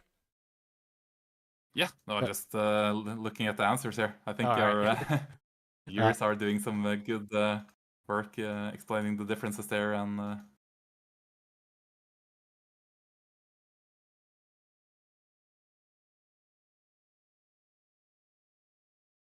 Everything is destructible. I mean, Everything. I do miss that. yeah, I do miss that era of like where everyone was that's like awesome though. trying to one up each other with like destructible environments. It feels like we what was that game? A Battlefield Bad Company that kind of like really tried to push it.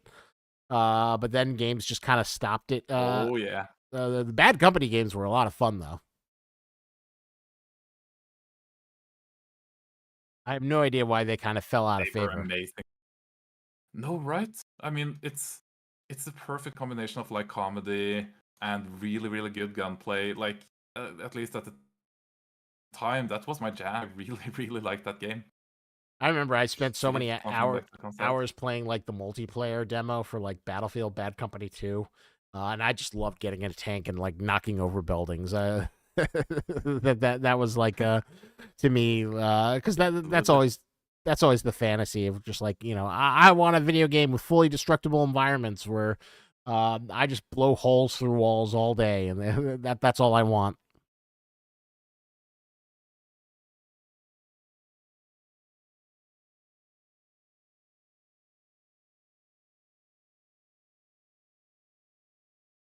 All right, I think this is ready for testing. All right, So let first, look at what I did. so Yeah. explain. So, We've been talking about we're every looking at other. a very strange. We've been talking so much about other people's games. Let's get back to SCP-5K and let us know the work you've done in our game. Yeah, no, this is all about like the patience game of doing the actual work on these parts. Like right now, we have find a little bit of variation, which means that we basically had a bunch of layers. If we go back a little bit here, start removing stuff, and what's actually going on here, we're looking at the roughness variation, which is, it basically means that we're seeing difference between shiny and rough, thing in between. That means like fingerprints, oil, dirt and grime, dust, stuff like that. So what we're actually doing here is that we're adding in first dust or dirt or whatever you wanna, call this. This is just like a layer of filth, pretty much. Like you can see, it just covers the whole thing, and it's very random, and it's just like there to give this aesthetic of this gun has been dragged through, weeks upon weeks of either indoors or outdoors mud and grime and dust, and just like you have not cleaned this gun in quite some time. It's been embedded with like all of the stuff that you find in Area 12, for example, just dust from the ground, dust from the ceiling, just anything that has been making this more rough and well, it's not shiny anymore. Basically, it's not a new gun. And then we have our layer of fingerprints. See, it's a very generic, very boring looking really layer that's just applied on top. But when you see it in context, it kind of makes this illusion of an oil. Like there's an oil that has kind of touched or wiped around. It's a very nice thing to do on these guns at the very end. Just like add this layer, we can sharpen it up so you can very well doing. Sharpen it a lot. Really see what it's doing. There we go. So it's basically just like these fingerprints, just tools of it's an illusion of some sort of roughness variation, basically. And that's applied to the very top here. And see when you see the light, you can see that it gets dusty and varied, and like when you shine the light on it, it doesn't look like a new gun anymore. It looks like it's been used. It looks like it's full of grime, filth, and fingerprints and oil and stuff like that. And then the only thing I'm seeing now is that when you see the edges and everything, it looks very similar. Like it's just, okay, so the whole thing looks roughness varied, which is fine. You can always break it up even more by doing clouds a bit here. It's going to give you, if you see it in context, it's going to remove parts of the map.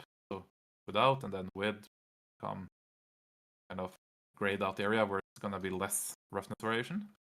And then finally, boom. What I just did now was that I painted in, it looks very blurry and stuff, but it's just blending into the already existing stuff that's there. And it adds oil on edges in the AO. On real guns, this happens typically because there is kind of this, it's almost like the polymer as well, where it kind of soaks in and becomes a very shiny material over time. So it just soaks in whatever. It can be sweat or oil from your fingers, oil from the gun, really anything, and it just becomes this kind of roughness variation based on edges.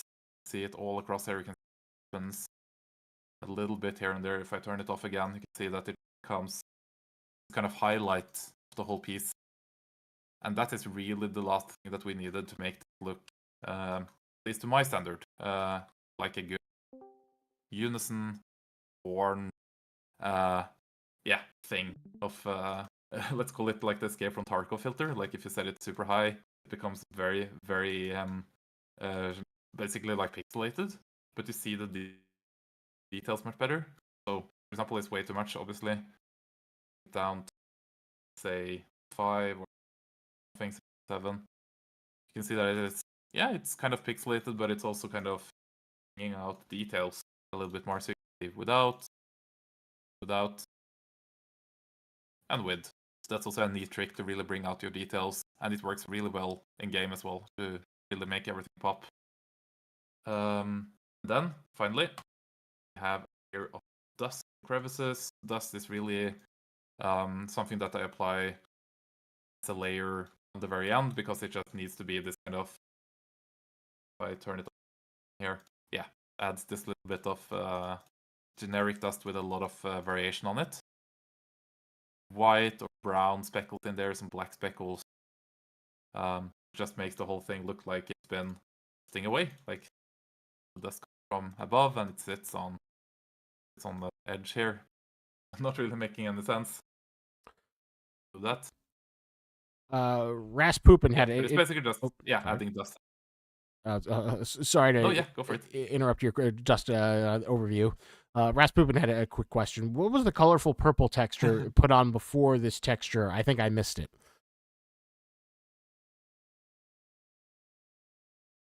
Oh, colorful purple texture is basically just if you want to make a skin, basically is what we talked about. You can just apply a base color. If you have the bake and everything set up correctly, it will just apply the color of whatever skin you want on top of what you already have. It's gonna make it kind of realistic.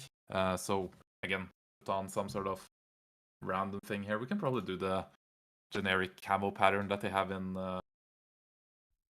oldie but a goodie. Yeah, there we go. So, yeah, right. So it looks kind of like those old school camo patterns that you get where it's not really like a spray paint or anything. It's not technically realistic. It might be almost like a Duracoat or Cerakoting, which is something that we'll also look at in a moment here, how I would actually do Cerakote. But it's basically just applying it on top. The issues apparently is happening right here. It doesn't really line up. It's absolutely. Take care, Bobcat. So that's kind of what it's doing as well. If you bake this down and you apply the texture as I did now, this would just apply to UV. Apply it to triplanar, which is gonna basically try to project it in 3 planes, from the side, from the top, from the back, front. That causes issues on some of these edges right here, which is kind of annoying. And again, this is something that we're trying to figure out. We're gonna do Cerakoting. Like, how do we make the best possible application of that pattern without actually losing a sort of like for example here it's kind of blurring out and it doesn't look quite right. We can't just ship this the way it is right now. This is not good enough. So that would need to be set up in a particular way to get a very good pattern. This is okay, for example, but it's really not okay to have this kind of green sharp here. So that's pretty much how that works. So the next step now is gonna be to mix this up a little bit. We're gonna look spray paint, and once we have done that, we're gonna move on to taking a look at the funny things that Kyle made on the props. Probably is not visible in game. And then finally for tonight, we'll go into the game and we'll basically take a look at the new AKs. We'll apply this new texture that we did here, and we'll see how it works, like how this all comes together in the engine. Oh, very, very exciting. From the beginning to finished product in the digital game, you've got it all. No other studio has given you this transparency. Bungie maybe have hundreds of thousands of developers talking about all their stuff, but how many of them are going to be here to actually show you adding in textures and weapons to the game? Damn right.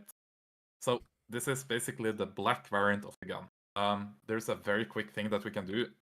Ta-da! Very, very simple stuff.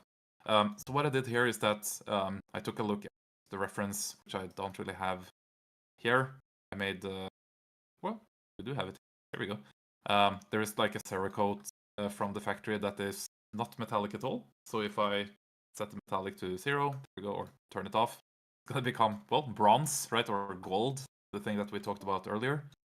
That's not really what we're seeing in the reference, because, at least to me, this does not look like gold or bronze. It looks like tan, or very simple color. So that means that metallic needs to be set much, much lower, 0, to really make it not metallic at all. And then, of course, since we already had a lot of layers above tan, it will still wear through the tan finish. It's going to go straight into the metal.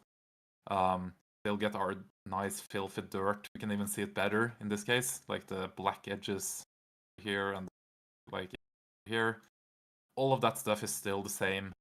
So it only took me 1 second to add a tan variant like this.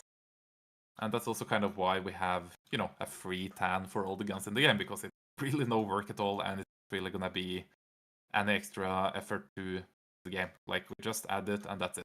The next step now is gonna be to make something more complex tan. Tweak thing here, the white edge. That's we go. And then make self spray paint. So now it's gonna start off with what I like to call level 1. Level 1 is basically just the most basic version of spray paint. It just uses a random green color at the moment. The pattern itself is based on quite a lot of layers. This has taken, again, the better part of a year to make. We'll get where I be, where I added layers, talked about procedurally, with edge wear to make it flake in the right way. I must add to this that, of course, I picked a bunch of guns in real life, and I had them worn down for the better part of a year just to see how the flaking would happen on the parts, how it behaves when you treat it ways. If you fight, for example, airsoft games a lot and you drag it through the woods, it's gonna wear down differently than if you just have it indoors and it wears down just handling it, and so on and so forth. Just like a bunch of reference gathered up with something where I had enough layers to work. So before we go to the next level, so now it's just worn through all of the scratches that we made previously, which is, of course, the thing that we are seeing here is that it's scratching right through the finish of the gun and paint straight into the metal. Also scratching just into the finish of the gun, but not through. So it's like black, edges that typically is seen on these painted guns, where it just flakes off and you see like black just underneath. And then finally, we are getting the bigger splotches. This, for example, is now getting to a point where it's gonna flake off in random locations all across the gun. For example, here where it could have been worn from rubbing against the uniform. It was on sling, for example, it could have sat, against the plate carrier and start to flake off. On the back as well. This particular piece doesn't have a pistol grip or anything like that, so it's not really handled that much, but there is a little bit of wear where the hand would be, and also in the front here where it probably grab on, different things where you try to rest the gun. On the front as well, it will probably grab on things and start to wear down. If we go over this one, the same. It's hard to compare, but I'll here. We go. So it's worn down right here because it was worn from resting on surface. So it's just like trying to figure out exactly how we want to place out these worn spots. Now we're going to take a look at how to actually get that worn look. Do that by going to semi-complicated level system here, which is kind of hard to navigate. This, we're level 2, go in paint layers, go stencil, and I will paint. There we go. We can take any of these big splotches, and we can start rubbing it into the finish. It loads here. We can, yep, now it starts to become more and more blotchy and worn.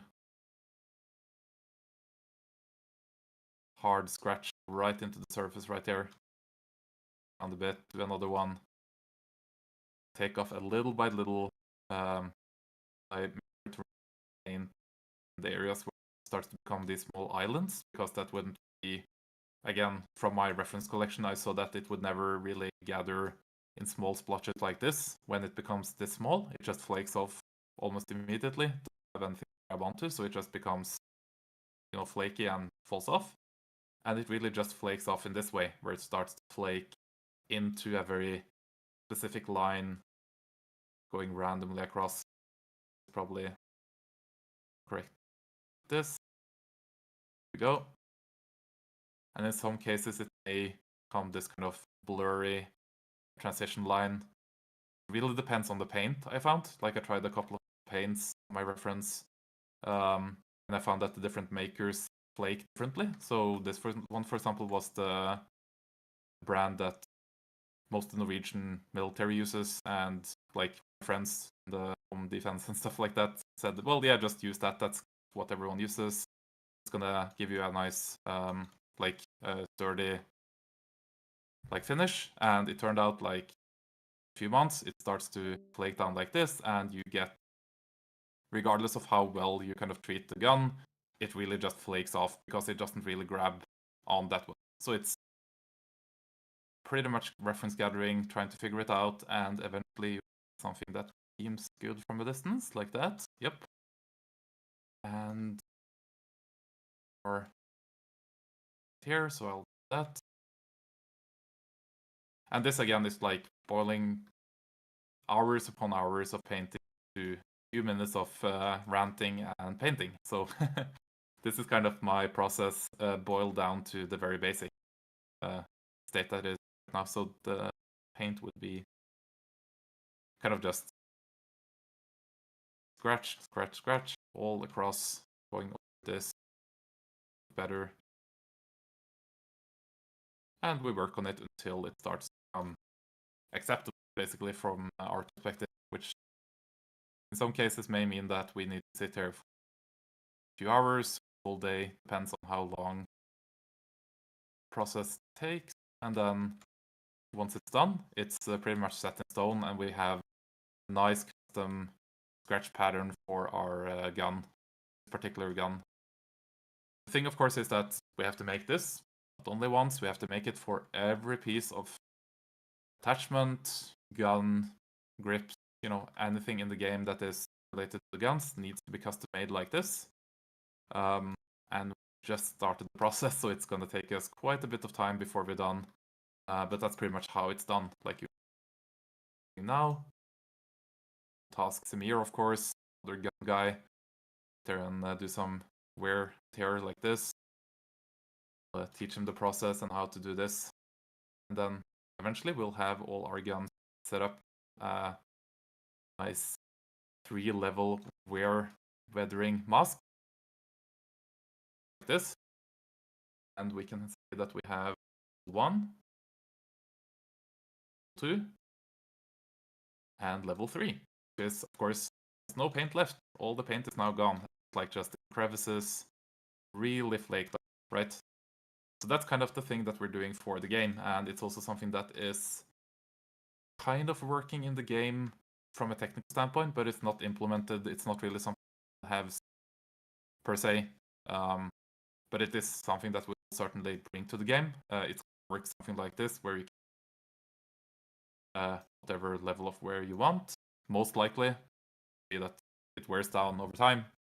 I think that would make sense, since it would be, you don't really carry a gun that much in our game, right? Like, you pick a different gun. Every time you pick a different gun, it's going to start over, so it doesn't make that much sense. Just picking it like this makes more sense to me. And that's pretty much it. At this point, we have, like a million different things we can do in game. Something late right here, right now, which is patterns. Patterns are, of course, the basic framework for everything that we apply apart from the scratches and like that, to put on the gun. So start with, I call a Duracoat base, which is super bright now. Just the basic for something like this, where you actually get nice looking Norwegian M98, for example, like a Duracoat. It wouldn't wear down this much really in real life, but we decided to make it level 1 basically, so it'll be worn a little bit. And you can apply any sort of pattern that you want for making all of it elements. There we go. Yeah. Homemade multi. I'm very proud of that one. Put all the layers together myself here. Yeah, there we go. So it's like 1, 2, 3, 4, 5, and 6. So it's like very, very fun to me sitting here messing around, trying to get these patterns to apply correctly to the gun. And again, this would be like a Cerakote base, which means that it's a little bit more shiny than a spray paint. It doesn't get as worn as a spray paint, and it also becomes this universal thing where if you want to apply this, you have the same base. Like you can just apply anything really in game. In theory, any sort of camo pattern. In theory, also the face of your friends, like whatever, doesn't really make a difference what you apply. And then finally also digital stuff. You have, basic color stuff. So all of that stuff is like just for Duracoat or Cerakoting. And then we get into the interesting stuff, which is spray paint. Now, spray paints are a little bit more difficult.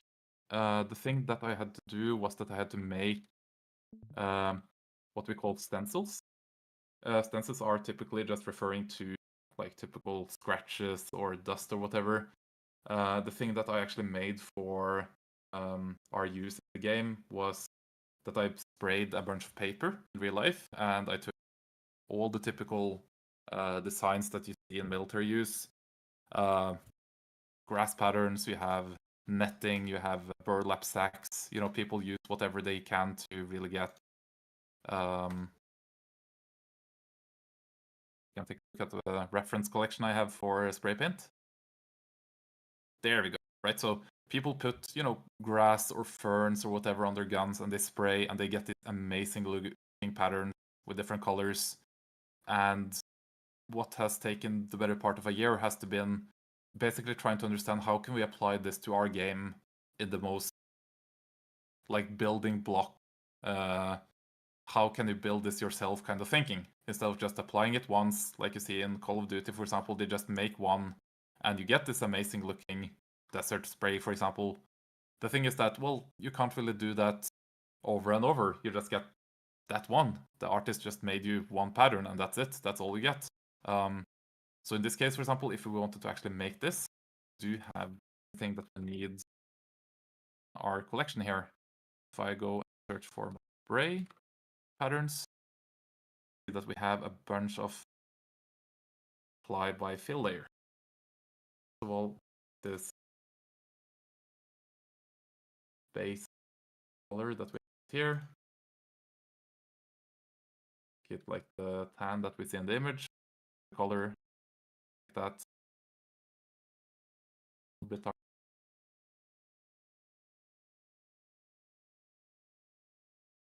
There we go. We get there.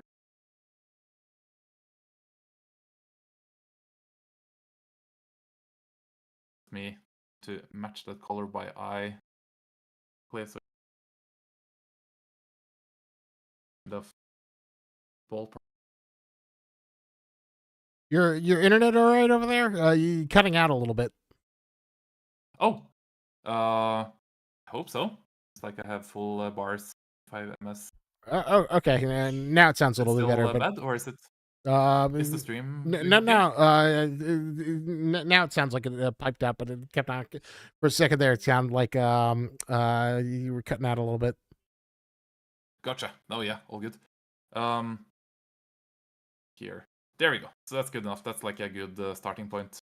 Now we call this for base layer with base, and in a moment here we're setting pattern pairing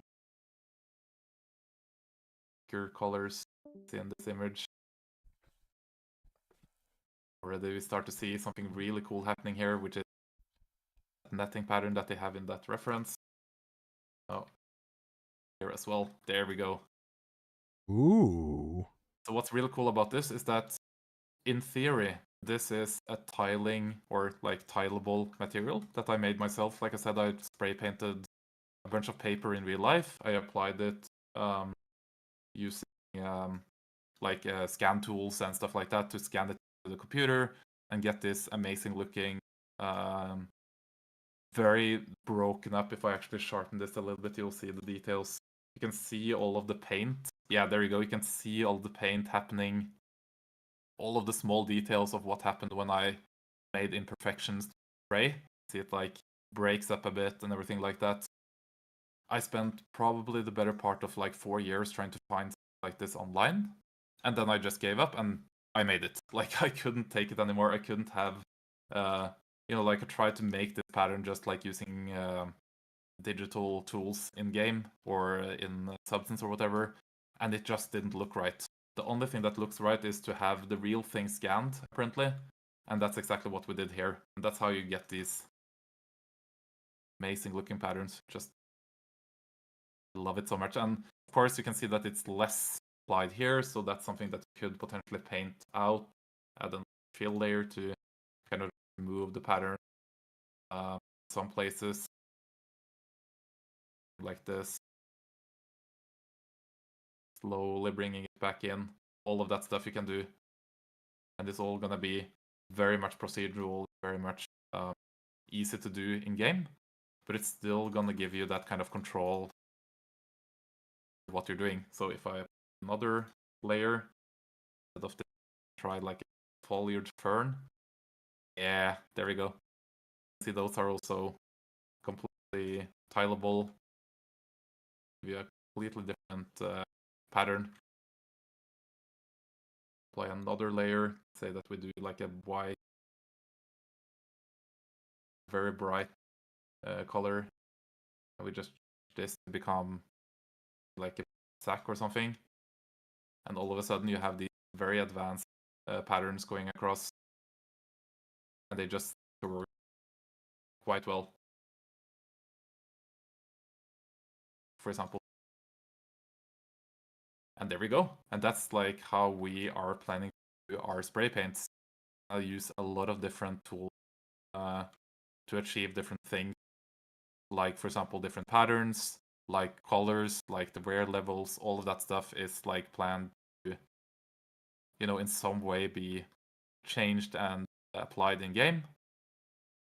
And honestly, I don't think there's any other games that are doing exactly this. Like, I have not seen another game trying to make it completely procedural the way that we have, for example, seen in, like Ghost Recon has kind of the wear level thing where it kind of wears down over time, but they just apply basic PNG on top instead of having these patterns. You can't pick your own colors on every pattern. I'm pretty sure that you can just pick like some combinations of colors, or you can even, this is all completely based on reality, so it should, in theory, just give all the opportunities to paint your gun the way that you want. Like, say, this particular type of netting. You can make it, right? Like, you just need to get that netting and spray it, put it into the game, and all of a sudden you have another pattern. Size of the pattern. So, yeah, there we go. That's another nice looking variation. So all of this together just means that if everything goes to plan and we find a good way to do this, you guys will be able to paint pretty much all of the guns in the game, picking your own colors, having set colors by us, for example, for different maps that we can see what works and what doesn't work and so on.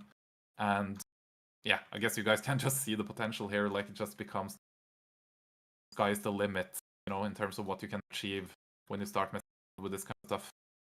It's amazing. That's exciting. Definitely something to be very excited for in the future in terms of when this is available, and you can add in any kind of crazy weapon paint or skin that you could, anything you could ever imagine. Exactly. And of course, this is all based on what I prefer, which is like just the realism part and trying to get what, as you can see, like the image collection here is just like, it's all based on reality. It's based on the stuff I find interesting in real life and how people actually paint their guns in real life. In addition to this, you could of course paint your guns in whatever PNG using the Duracoat. The Duracoat is just gonna be the do all kind of thing for anything that is not a spray paint really. But it's just, yeah, again, this is gonna be very, very exciting to see what kind of comes out of, because if we do this right and everything works and everything applies correctly like it does in Substance, then you should in theory just be able to do any pattern, any sort of combination. You could probably, let's say that you like T-Rex Arms, the guy from YouTube, and you want to apply the same patterns that he is doing, you can get those specific colors from his videos. You can get his patterns because you can stencils that he is using, and don't really have a reference to show you for that, but it's like you can pick any sort of favorite gun, your own gun, for example, if you paint it yourself, and you could, in theory, put it together and make it very similar to that, at least. So, yeah. Zinthu Circle says too many work on these type of skins, but the people always want the anime girl camo with sounds. Cough, cough, cod, cough, cough. Yeah, and that's the truth of it, where yes, we do cater to everyone in that case, that we just make the system work for pretty much everything. And then, honestly, if no one else but me and, let's say, John Tempter or like John aka Tempter wants to play with these, it's like, yeah, that's fine, then that's it. We made the system for ourselves and we're gonna have a lot of fun just kitting out our guns the way that we do in real life, right? That's kind of the whole point. So yeah, it's really just, again, the whole thing of just seeing how far can we push this, coming from ISMC to the other games that we worked on to this. We kept pushing the bar forward to see if we can get the best freaking skin system that is in any game. Like how can we do that? And then we came to the system that we have right here. Hopefully will be as we hope it will. Yeah, that's pretty much it for this gun though. I'll sport what we have, the skin for now. Oh, I want to see it in the game. Although, Yeah. when do you, if you had to guess, what patch do you think we'll see this system where people can put on their own sprays? If you, although, do you think that's too confidential to like give a guesstimate because it's always subject to change? No, I mean, on the roadmap, I think we talked about skins coming to 0.14? No, 15, I mean, like the next update. Oh, all right. So that's much sooner than I think thought. So, yeah. Yeah, it just means that programming needs to then, work with me on this and spend the time to really get all the user interfaces and all the systems around it to work like art. We can probably handle in a couple of months in terms of just down and just working on making skins. Me and Samir together will sit and just do this over and over and over until we have covered everything. And that's pretty much it. At that point, need them to work. So very exciting. Al Barney, you better be listening. Make sure that... No, Al Barney has already done a lot of work on it. Like, there is, like, behind the scenes, there is still work to be done, yes, but it's basically working as a concept. Like, he has made all the layers working. He has made the actual wear levels that is working with a slider. Everything is in there. We'll take a look in a moment to actually see how that functions in the game, to get a little sneak peek. But yeah, it's very close to being ready. I think it just needs to be perfected and yeah. Rojihel asks, what are you most proud of right now in 5K? Oh, I mean, this might take the cake just because it was so much work over so long. Like, yes, the animations and everything takes time, weeks and weeks. This took, again, the better part of a year to think of the system and think of all of the details and make the system with all the stencils and everything, make the spray paint patterns, the smart material. My God, it's been so many so many sleepless nights just thinking about this and trying to make something that works, looking at this textures, painting the guns in real life. Yes, spray paints, skins. That's kind of what I'm most proud of, I think. Veering into a little bit more of a lore question, Rionette asks, I have a question. Have you thought about using SCP weapons like SCP-127 for such a realistic game? It would be interesting to see how you could adapt abnormal weapons to the gameplay. I think SCP-127, I don't know, I think that's the living gun. I know that there's been talks about adapting the potential, but I can't say anything for certain. But it is something that the team is very much aware of. Yeah, no, absolutely. I think we talked about it. Again, like you said, I don't really know if or when that is going to happen. Again, from my side, it's like, yeah, if it needs be, animation wise or texture wise, we'll do it justice, just like we did any other asset in the game, really. So yeah, here, for example, see something else that is not a gun. Other textures, completely different, and the same thing, really. Did you do that chair, or is that like a store-bought chair? Yeah, I think the asset itself, like the model, was bought. It was repacked, UV'd, and all the textures are me. Some good fun doing, like you can see the different layers here. If I start removing stuff, gradually become this kind of, yeah. It's just like a chair without any varnish on it. Very interesting. Yeah, so it's basically just the same progress.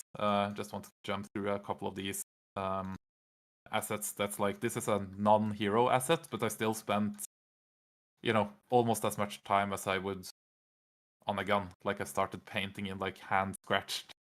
Who goes down here and looks at the scratches, right?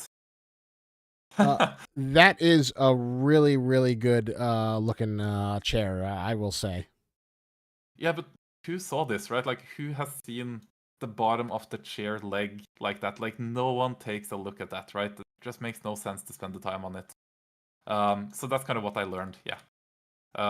You don't really need to do that kind of work on a non-hero asset. It's kind of, yeah, hand scratched, ass wipes or whatever that happened here.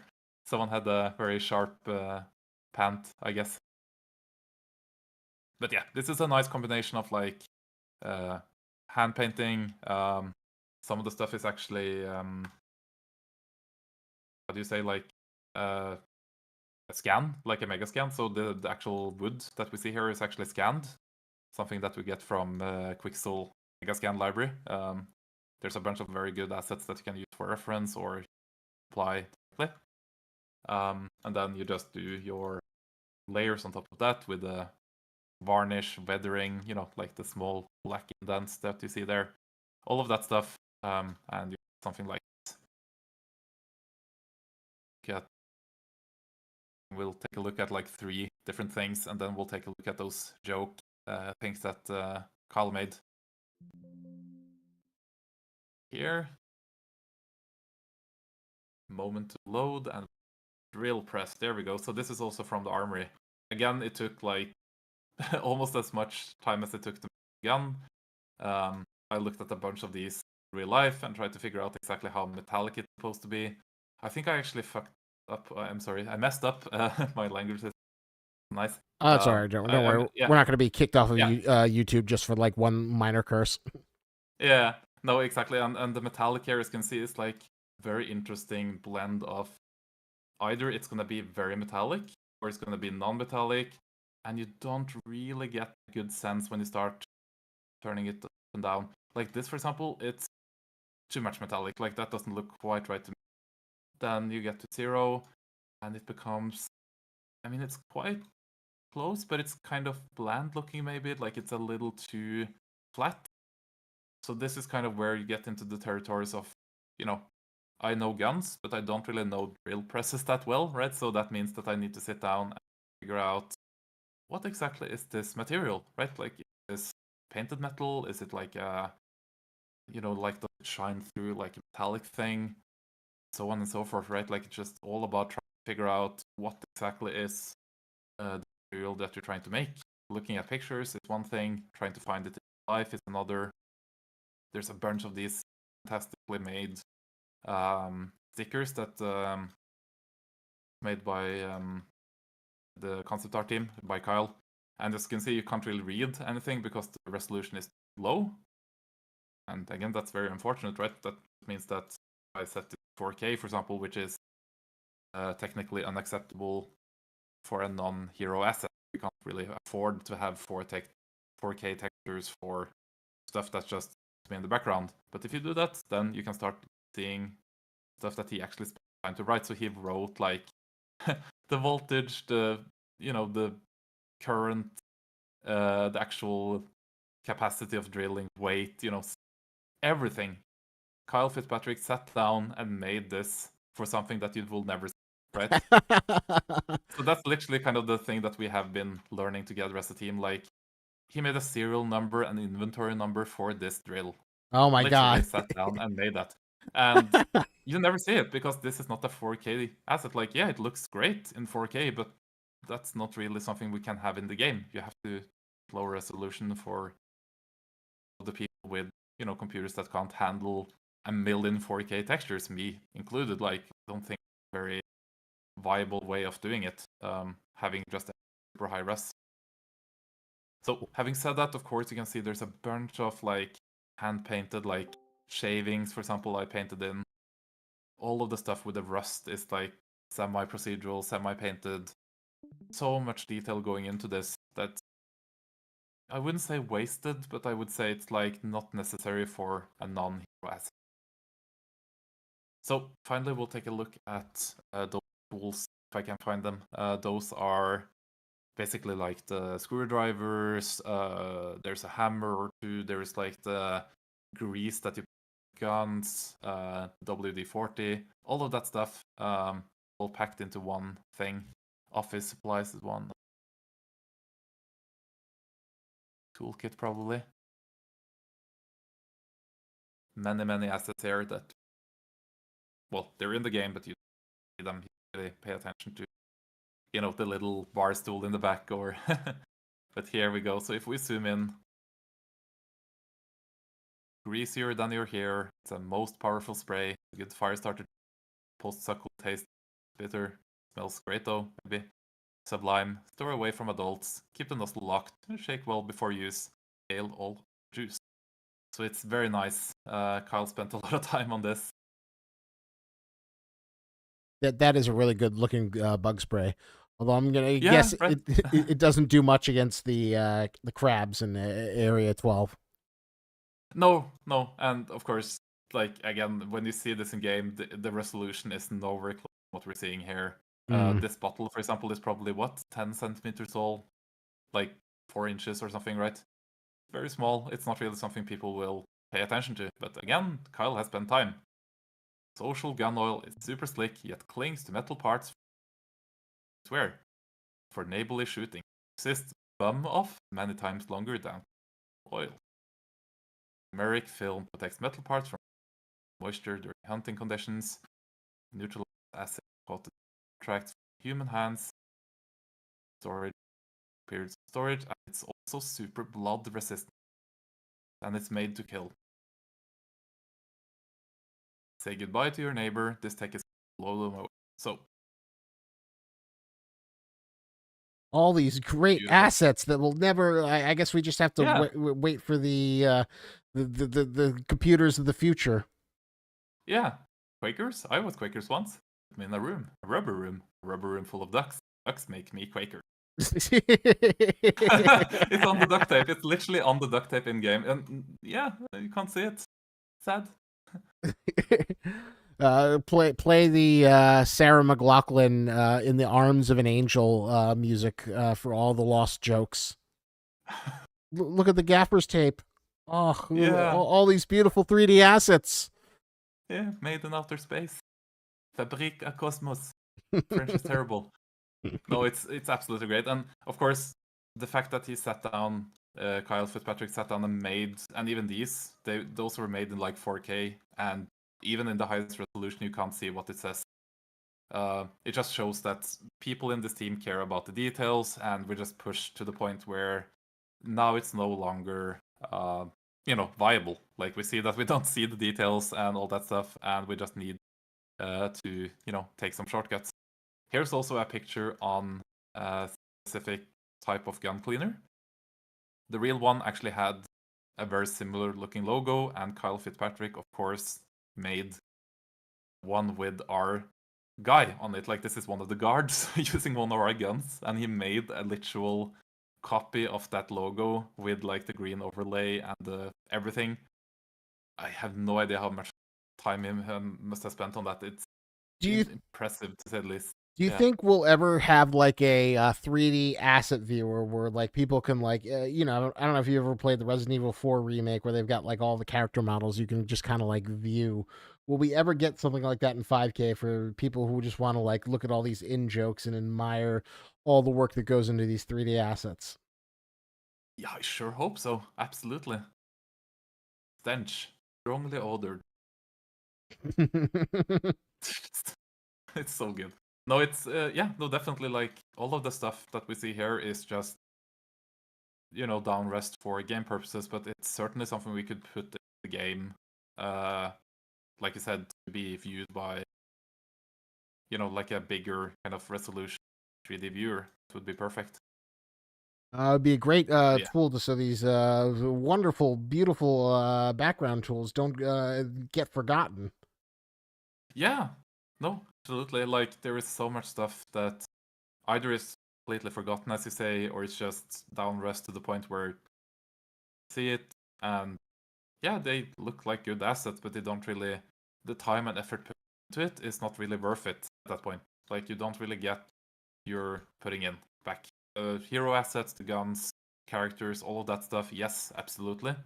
Putting knurling and dust and oil on this wrench, I don't know if that was, worth the probably 1 day it took me, or maybe 2 days for the texture. But it's very fun to look back at. See all the details we put in and just see what kind of stuff you can get on very low resolutions as well. So, waiting for the last bit here, which is to start the engines. We can look at all of the stuff in engine. Yes. So, Awesome. is that like something you have to like queue up, or how long does that take to like load up on your computer? Maybe 2 minutes, 3 minutes. Shouldn't take long. Very We'll wait for exciting. that. We'll So yeah, just no, out of so this start engine, is this like Unreal, or is this the browser for 5K? What are we waiting to? That's one of the vines, right? yeah, this is 1262 Goldenrod. I don't believe it's in game yet. And this was a collaboration between me and Sterling. He is also one of the the creature artist, I know. various generalist, yeah, and also animator. He's very from talented. Apprentice. He's been someone I've wanted to get on for one of these sessions, but he's always has school. But one of these days, hopefully maybe in Exactly. July. And now he's graduated, so now he has no excuse. Exactly. And that man is very talented, very like he's a generalist through and through. Like, he has very good knowledge about many things, and he can jump between very easily, like texturing, modeling, animation, you name it, pretty much. So I definitely want to like see him give like a 3D Blender demonstration, because I remember Kyle was like doing these monster designs. They were really impressive, and then Sterling would just like contribute like 3D models of them. And I was like, Jesus Christ, it cannot be that easy to like pop these out in Blender so quickly. Where I guess he's just as a supernatural talent for it.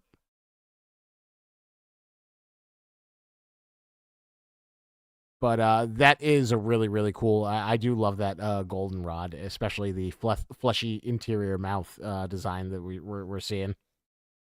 Yeah, no, absolutely. Like, this right now is probably loading a little bit too slow for us to actually be able to take a closer look.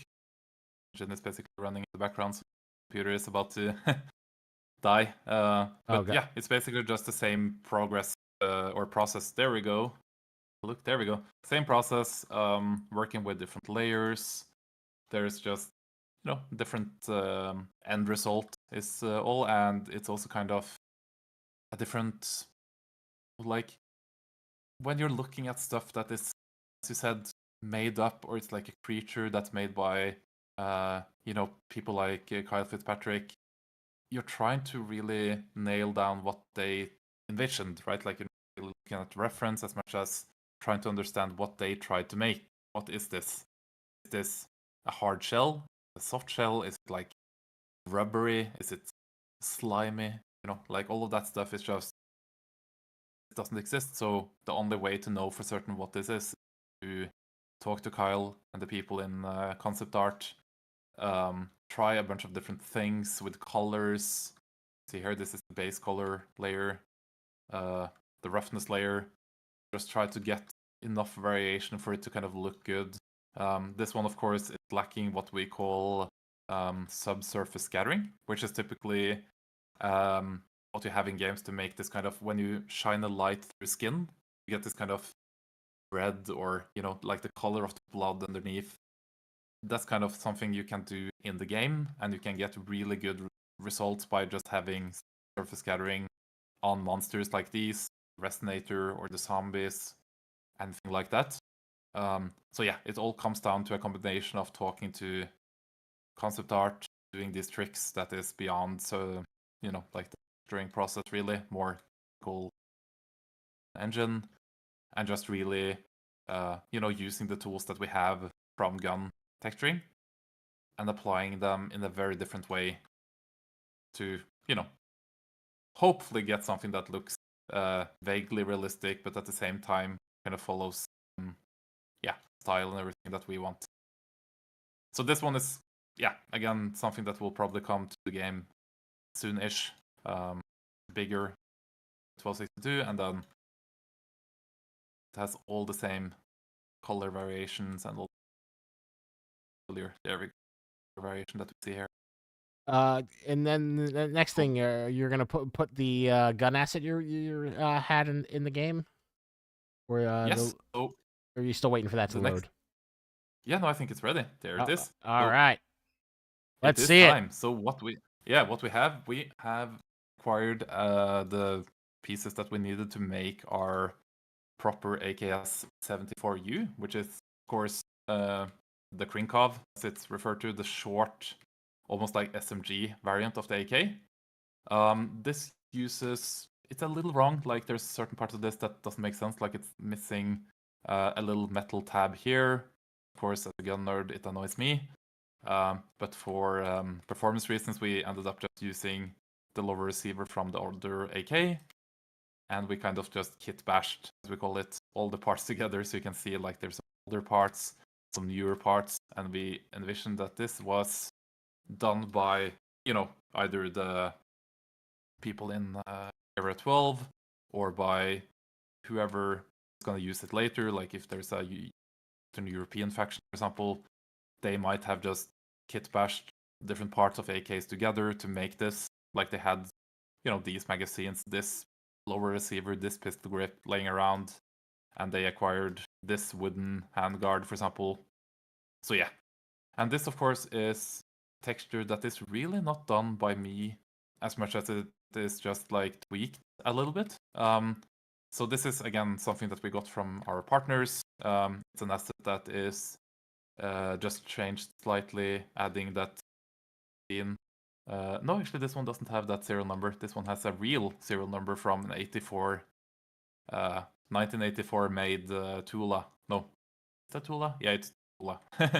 It's basically just real markings from a specific year, from a particular manufacturing plant in Russia, and also with the correct stamps in terms of like proof stamps. That's called. Like go through a process of testing the gun, giving it the different stamps when it has gone through the correct processes and it's ready for military use, basically. So all of that stuff together is put together, like you see here, old, new part, old part, correct markings, wooden handguard that will get replaced when we get into the game. You'll see that it is so capable of becoming a modern gun. Cool. And it's also 762 variant. Ooh. Uses like different parts of the same guns. this again would be technically referred to as a Draco AK, which is like it doesn't really exist, I think, as far as its like military use. For example, this would maybe be like a Romanian thing that people put together, but it's more so just it's a little bit too short to be useful, I think. Like in the game, it's gonna be less damage, more recoil, kind of like an SCP, kind of like a rifle. Just yeah, it's an interesting fun gun basically, and we have both calibers. So that means that we now have a total of 6 AKs. 2 that are gonna have the old attachments are the long ones, 103, 74M. These 2, the short, like the carbine case, are gonna have some new parts that we're gonna take a look at in a moment. We just texture. And of course, the AK Draco for you is gonna have new SAG parts. So there's updated. See us importing, like re-import. It knows already where the files are on the computer, of course. Super convenient to just do that. Save, crash and lose our progress, and we can go into the game. So this is also kind of where I would animations, textures, pretty much where I spend most of my day during my work days. Sitting in the engine, testing stuff, working out the hands, looking at the position on the screen. I of course have a very big, like wide screen.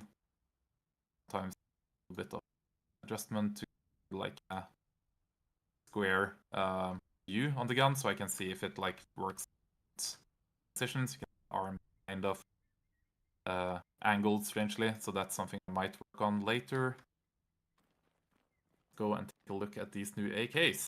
So this is now the new AK-114. Now has the correct muzzle device, finally, no longer surefire flash hider.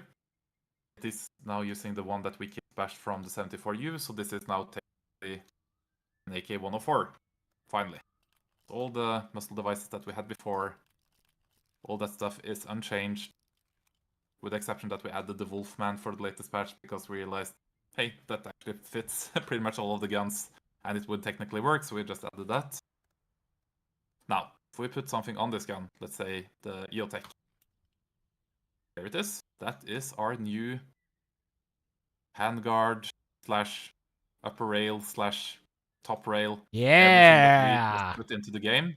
As you can see, the work that went by, like in terms of what we did before we started working on this in Substance and then tweaking it here and before the live stream happened, it was basically just to get this to look similar to the rest of the AK. So when you look at it in the light here, you can see that the whole AK seems to be more or less the same kind of wear level, same amount of like scratches and everything. And that's what's important, that you kind of get to a point where everything seems to be existing in the same universe, right? Nothing is out of place. It's like placing in stuff in a movie where it's like, if it's too clean, in a war movie, for example, it doesn't make sense. You need to wear it down. That's pretty much what we're doing here. We're just trying to make it unison. So, take a look quickly. I made a new custom hand pose so it doesn't clip or anything with the hand. It works with all of the animations that we had before. And we have custom grip poses with C-clamp, of course. The previous AKs didn't have enough space, like it was clunky around the handguard to be able to C-clamp properly. This one is different, so we could C-clamp, have more traditional kind of bulky holding. I'll look at that a little bit more. As you can see, it's a little bit bubbly, as you say, like it kind of bends the thumb a little bit in a weird angle, so I need to work more on that. It's probably Monday's work. You can also see the wrist kind of bending down in a strange way, so that's also something to work on. And then we have our additional grip. Okay enough. We can still tweak a little bit. That looks better. And then finally the MOE grip, which seems to be quite nice on the wrist. Doesn't seem to be too bad at all. And that's pretty much it. Of course, I reintroduced double magazine reloads for the AK because now it's no longer clipping with the side rail. That was super nice. It was in the game for well, it has been there for almost like 2 years or something. But now finally I'm using those reloads because there's no clipping. Super nice. And then finally, Then finally, what? You kind of got cut off a little bit. Oh yeah. No, so on the previous gun, I just said that we can finally use those dual mag reloads, right? Like before, if I try one of the other AKs, like the 103, we have what we call a single mag reload, where it just grabs the magazine, takes it off screen, puts a new one in, like that.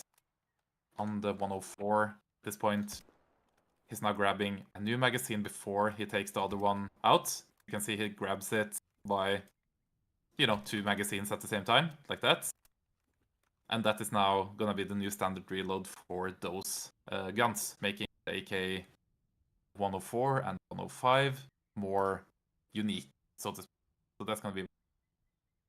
Now we have our very fancy looking worn down AKS-74U. You can see that there are some new and old parts coming together. It seems to be working with animations. We made a new custom pose, of course, so it had, like no clipping on the handguard or anything like that. All of that is now taken care of. As you can see, it also kind of looks like it's the same gun, even though there's like 2 different makers. The upper receiver is made by someone else, the lower receiver by us, and so on.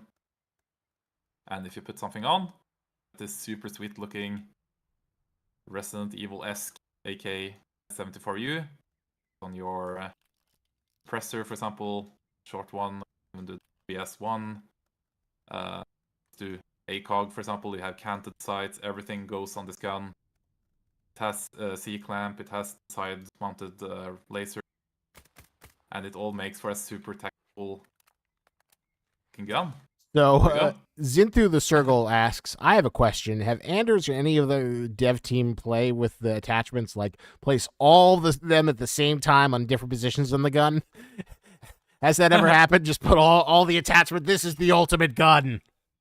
Yeah, no, all the time, right? Like we play with the weight system that is basically tweaking how the gun behaves. Put on too much stuff on it, so it becomes like heavy and starts to lag behind, so to speak. All of that stuff is something that we have tested and like worked on. So it's definitely something on our minds all the time. We're messing around with it. Currently, we're missing it really quickly. Show you guys, because of course we have our top-mounted lasers. Made a couple of ones. Are always very fun. Okay. Yeah. So at this point we're just nerding out, adding attachments and just seeing how everything behaves. There's always more stuff to be done in terms of the arm, getting everything to look as good as possible. But at this point I think we're pretty much good on the AKs. Like, it seemed to function the way they're supposed to. The new textures seem to be correct. Can indeed put our lasers, hopefully. No, it's set up wrong still. That is unfortunate. A little glimpse into my little world of fixing that. Going into blueprints and just fixing errors and stuff like that. Be here. Boom, there we go. Copy list on the K. How did they go by? Pretty much. Well, it was very nice to see it in progress. We have been going for nearly 3 hours, and I think it's like midnight for you over there. Yeah, or it's 11 p.m. very soon. So what I'll do, I'll give us one last look at two-tone AK. Put on the top rail. There we go. So we'll have our tan part. And we'll just our farewell, I guess, looking at that gun and just shooting some guards and doing some fighting. Yeah, let's see this bad boy in action after we've seen so much nice. Love and detail in terms of adding the parts and modeling it. Yeah, this is gonna be great. This is what it's all about. All these hours of work so you can shoot AI soldiers. Absolutely correct. We are apparently having some issues with those. That where we can this.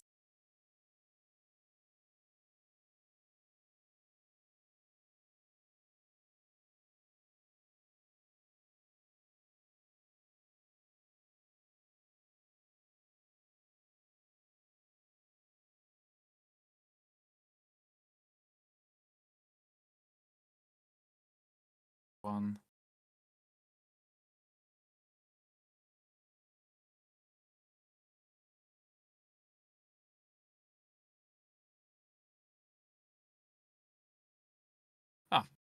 The good works, we'll take a look at that later. We'll just hide my laser for now.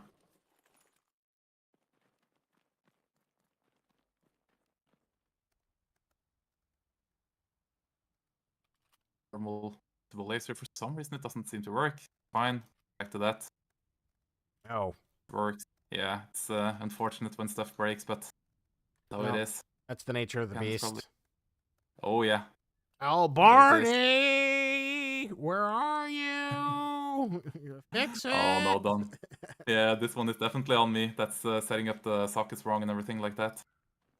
Here is the 2-tone AK. Probably will have in very soon. Like, you get the tan upper part, black normal under part. It's gonna be very cool. Very Guards, nice. and let's see if we can fight them. This is also typically where we test the gunplay, the damage, anything like that. We just spawn in some guards. We get to fight them a bit. One. Probably gonna get my ass handed to me, but that's fine.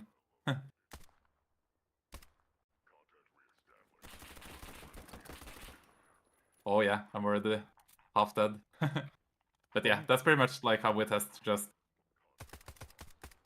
I do love now that they have the Pfeiffer bark lines. Yeah, right. It's just a bunch of Michael Pfeiffers. That's amazing. That's our sound lead, for anyone who didn't know, and he is apparently very interested in seeing us dead. So that's something. Well, very nice. Yeah. Those bark lines was something that was like so needed. It adds so much character to the game. Absolutely. Oh, apparently my CC cleaner found some junk files. Ooh. Thank you, cleaner. That's nice. Definitely something I want to deal with right now. But yeah, that's pretty much it for today's stream. I'm very happy that everyone wanted to, sit down and look at some other stuff. It's basically, yeah, it never ends. It's kind of the end point I want to end on here. Like, we just keep tweaking and we keep dying apparently. And we keep dying, you keep adding stuff. Yeah. It never ends. It's a never-ending cycle of adding more stuff. Zinthrough the Circle says, I have one more question. Do the bullets shoot from the barrel or from the view of the player? I heard most of the time it's from the view to avoid certain bugs. Yeah, it's both. So when you hip fire, it's from barrel. When you aim, it's from your eyes. And the reason for that, in addition to just, fixing certain bugs, like you said, it's because most times when you aim, the gun isn't really where you think it is. Like, the offset is something that you really feel in real life when you, rest your gun, for example, on, let's say I'm standing over here and down, you would rest your gun on the ledge. That's something that you can't really do in our game. And fixing it basically the same way that Insurgency Sandstorm did it, is that you make it so bullets come from your eyes. So you create an illusion that you are actually able to, lean on this ledge and you're able to shoot. So I go up here and I rest my here. Yeah, so it's basically, there we go. So if I try to aim, you can see that it's kind of getting me up in the position where I'm above. Someone is trying to kill me. That is not nice. There we go. So I'm above the ledge, and then finally the bullet would actually come from the barrel, I mean, and it would go straight into the wall here because I'm not really able to aim down the way I want. So instead, it's actually coming from my eyes, and the bullet is actually going above the cover. So that's kind of just, yeah.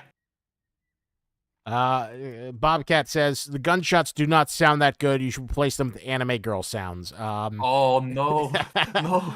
I'm scared. You know what? You can once it's open to the Steam Workshop, you can definitely do it. I personally am. I want the Michael Winslow pack. I would like to pay Michael Winslow to redub all the sound effects in SCP-5K. I think that would be a incredible event, but that is a frivolous expense that is yet to be approved by the O5 Council. But Oh yeah. I think you have a better chance of getting your anime girl sound effects than I do of my Michael Winslow sound pack. And he also asked for Anders, what is a good way to get detail into texturing fabric? So fabric is basically very much about getting a good normal. Now it's not really me texturing any of the characters or anything. That's pretty much only Tempter, John. And the way that he does it, as far as I know, is that he works a lot in ZBrush, which is this program where you can get really nice details on, like folds and fabric patterns and thread patterns and all that stuff. You bake that down so you get all of the details that you want as readable information, pretty much. And then finally, what you want to do is that you get to a point of when you turn off the normal map, you turn off everything, your base color should basically look so 3D, just from colors, from lightening and darkening, all of that stuff, that it looks, like it's a normal map there, like it's 3D. It's almost like an oil painting, right? When you see an oil painting, it looks 3D because they use different colors and highlights on the parts that are hit by light or hit by light. And that's pretty much what you want to do on clothing. So it sounds, understandable and easy, and then actually doing it is something that John, every day he's working on doing that better. He's getting to a point now where it looks really, really good, I think. But he keeps saying that, yeah, I want to, improve and do stuff other ways, and maybe I can use the same tricks. For example, he says put dirt in crevices of the clothing. I can put lints where it's like lint starting to fall off the pattern of the clothing. That can be done on the top using kind of the same tools. Again, this is all compare mask. It's a very good tool that you can use. Anchor points and tools like that are basically key to doing good clothing. All right. Before we wrap things up, is there any final things you'd like to show us off or leave us with, Anders? Any final things to kick off this thing? There's a lot of demand for the anime girl woo gun, but I think that'll have to remain. And I don't think you should ever feel obligated to deliver the woo gun. Yeah, no, I mean that's probably why we have mods, right? Like I played Valheim, I've seen what people have done to their sails. It's yeah, the internet is a strange place. I have done those mods myself. It's yeah, but it's basically yeah. I'll keep on making the gun stuff. I'll keep pushing for the quality, as you guys can see. Staribog here, for example, is a good example. That's something that's probably either out by the patch that came out now, or it's gonna come out by a very soon, like future patch. All of that stuff is just like continuously improving on animation and features that Albarni did on this one. Yeah, we're all about trying to improve and getting better quality stuff all the time. Never stop trying. Never stop trying, never give up. Isn't that what John Cena says? That was his catchphrase. Let's see. Now I need to confirm for myself. John Cena catchphrase.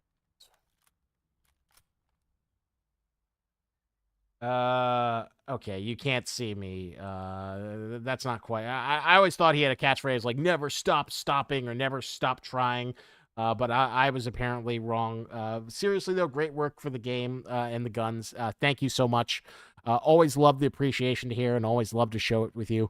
So I hope you enjoyed this very chilled, very relaxed stream. We had a great time here. And thank you, Anders, for taking time away from your Saturday to show the wonderful people, the community that goes, all the work that goes into designing each and every weapon. And I hope you all enjoy the homemade. What are you doing there? Changing the skins real time. That was really cool. Yeah, that's the wear level that I talked about. We have basically set up the way it's supposed to work. Now it's just about having the user interface to back it up. So if I slide something on the screen here, you can see from this non-worn thing, and then it kind of goes into worn, and then nothing. But it's yeah, it's working. Let me pitch you an idea. How about a chameleon gun that the texture changes depending on what room you're in and what the color of the room is, and you can call it a special SCP, tactical SCP chameleon guns. Octopus guns. Yeah, I don't think that's gonna happen. But all right. But so look forward. We've got a big event coming on this Thursday. Many of you have applied to become digital actors, and we will be making in-game machinima where you will get to be the performers. We will be working with Venny, who will conduct, and we will make in-game machinima. So we will have scripted sequences of you battling SCPs, and he will film it, and time permitting, he will also edit it, and you will get to see how he does that in real time. It'll be an incredible session. So that's this Thursday at 8 p.m. Look forward to it. In fact, probably after this, if I can get in touch with Venny, I'm going to talk with him and plan it out. And there is a supersized movie festival coming very soon. I've got the movies downloaded. I'm just have a very special guest who's going to introduce them. I don't want to ruin it, but it's a really exciting guest, something I've been trying to put together for a while, and I cannot wait to show you guys. It's going to be super fun, but I don't have a date for that. But as always, keep sticking to the Fray socials, our Discord, and it will be announced, and I cannot wait for you guys to see who I've got lined up. It's going to be a really fun evening. So thank you, Sanders, for coming. Thank you to everyone who came here asking such wonderful questions, being respectful guests, despite your unending urge for the SCP Uwu gun. Chalk it up to Bananazilla on the wish list of things to hopefully enter into the game. And as always, it's a pleasure to host these events to such a dedicated audience. Thank you, guys. It was awesome to have you here. All right. Have a wonderful evening. Enjoy a Father's Day to everyone who celebrates it. And with that, I bid you adieu. It is time to let Anders go get food and enjoy the rest of his weekend. Good. Bobcat? Yeah, sure. We can probably go to like one of the cubicles or something, and we'll take a look. Oh, did Bobcat have a request about seeing like a cubicle item or something? No, yeah, feedback on textures. So I'll be over there for a little bit at least, and then I'll head off. Oh, awesome. Yeah, well, thank you so much for offering Bobcat feedback on his work. And yeah, if you're ever looking to get into game development, this is always a great place to ask professionals their questions. And thank you, Andrews, for giving Bobcat, a little one-on-one time. No, yeah, absolutely. My pleasure. All right, and now I'm always the worst of signing off. But thank you for coming. It is time now. I'm going to end the stream. Thank you, guys.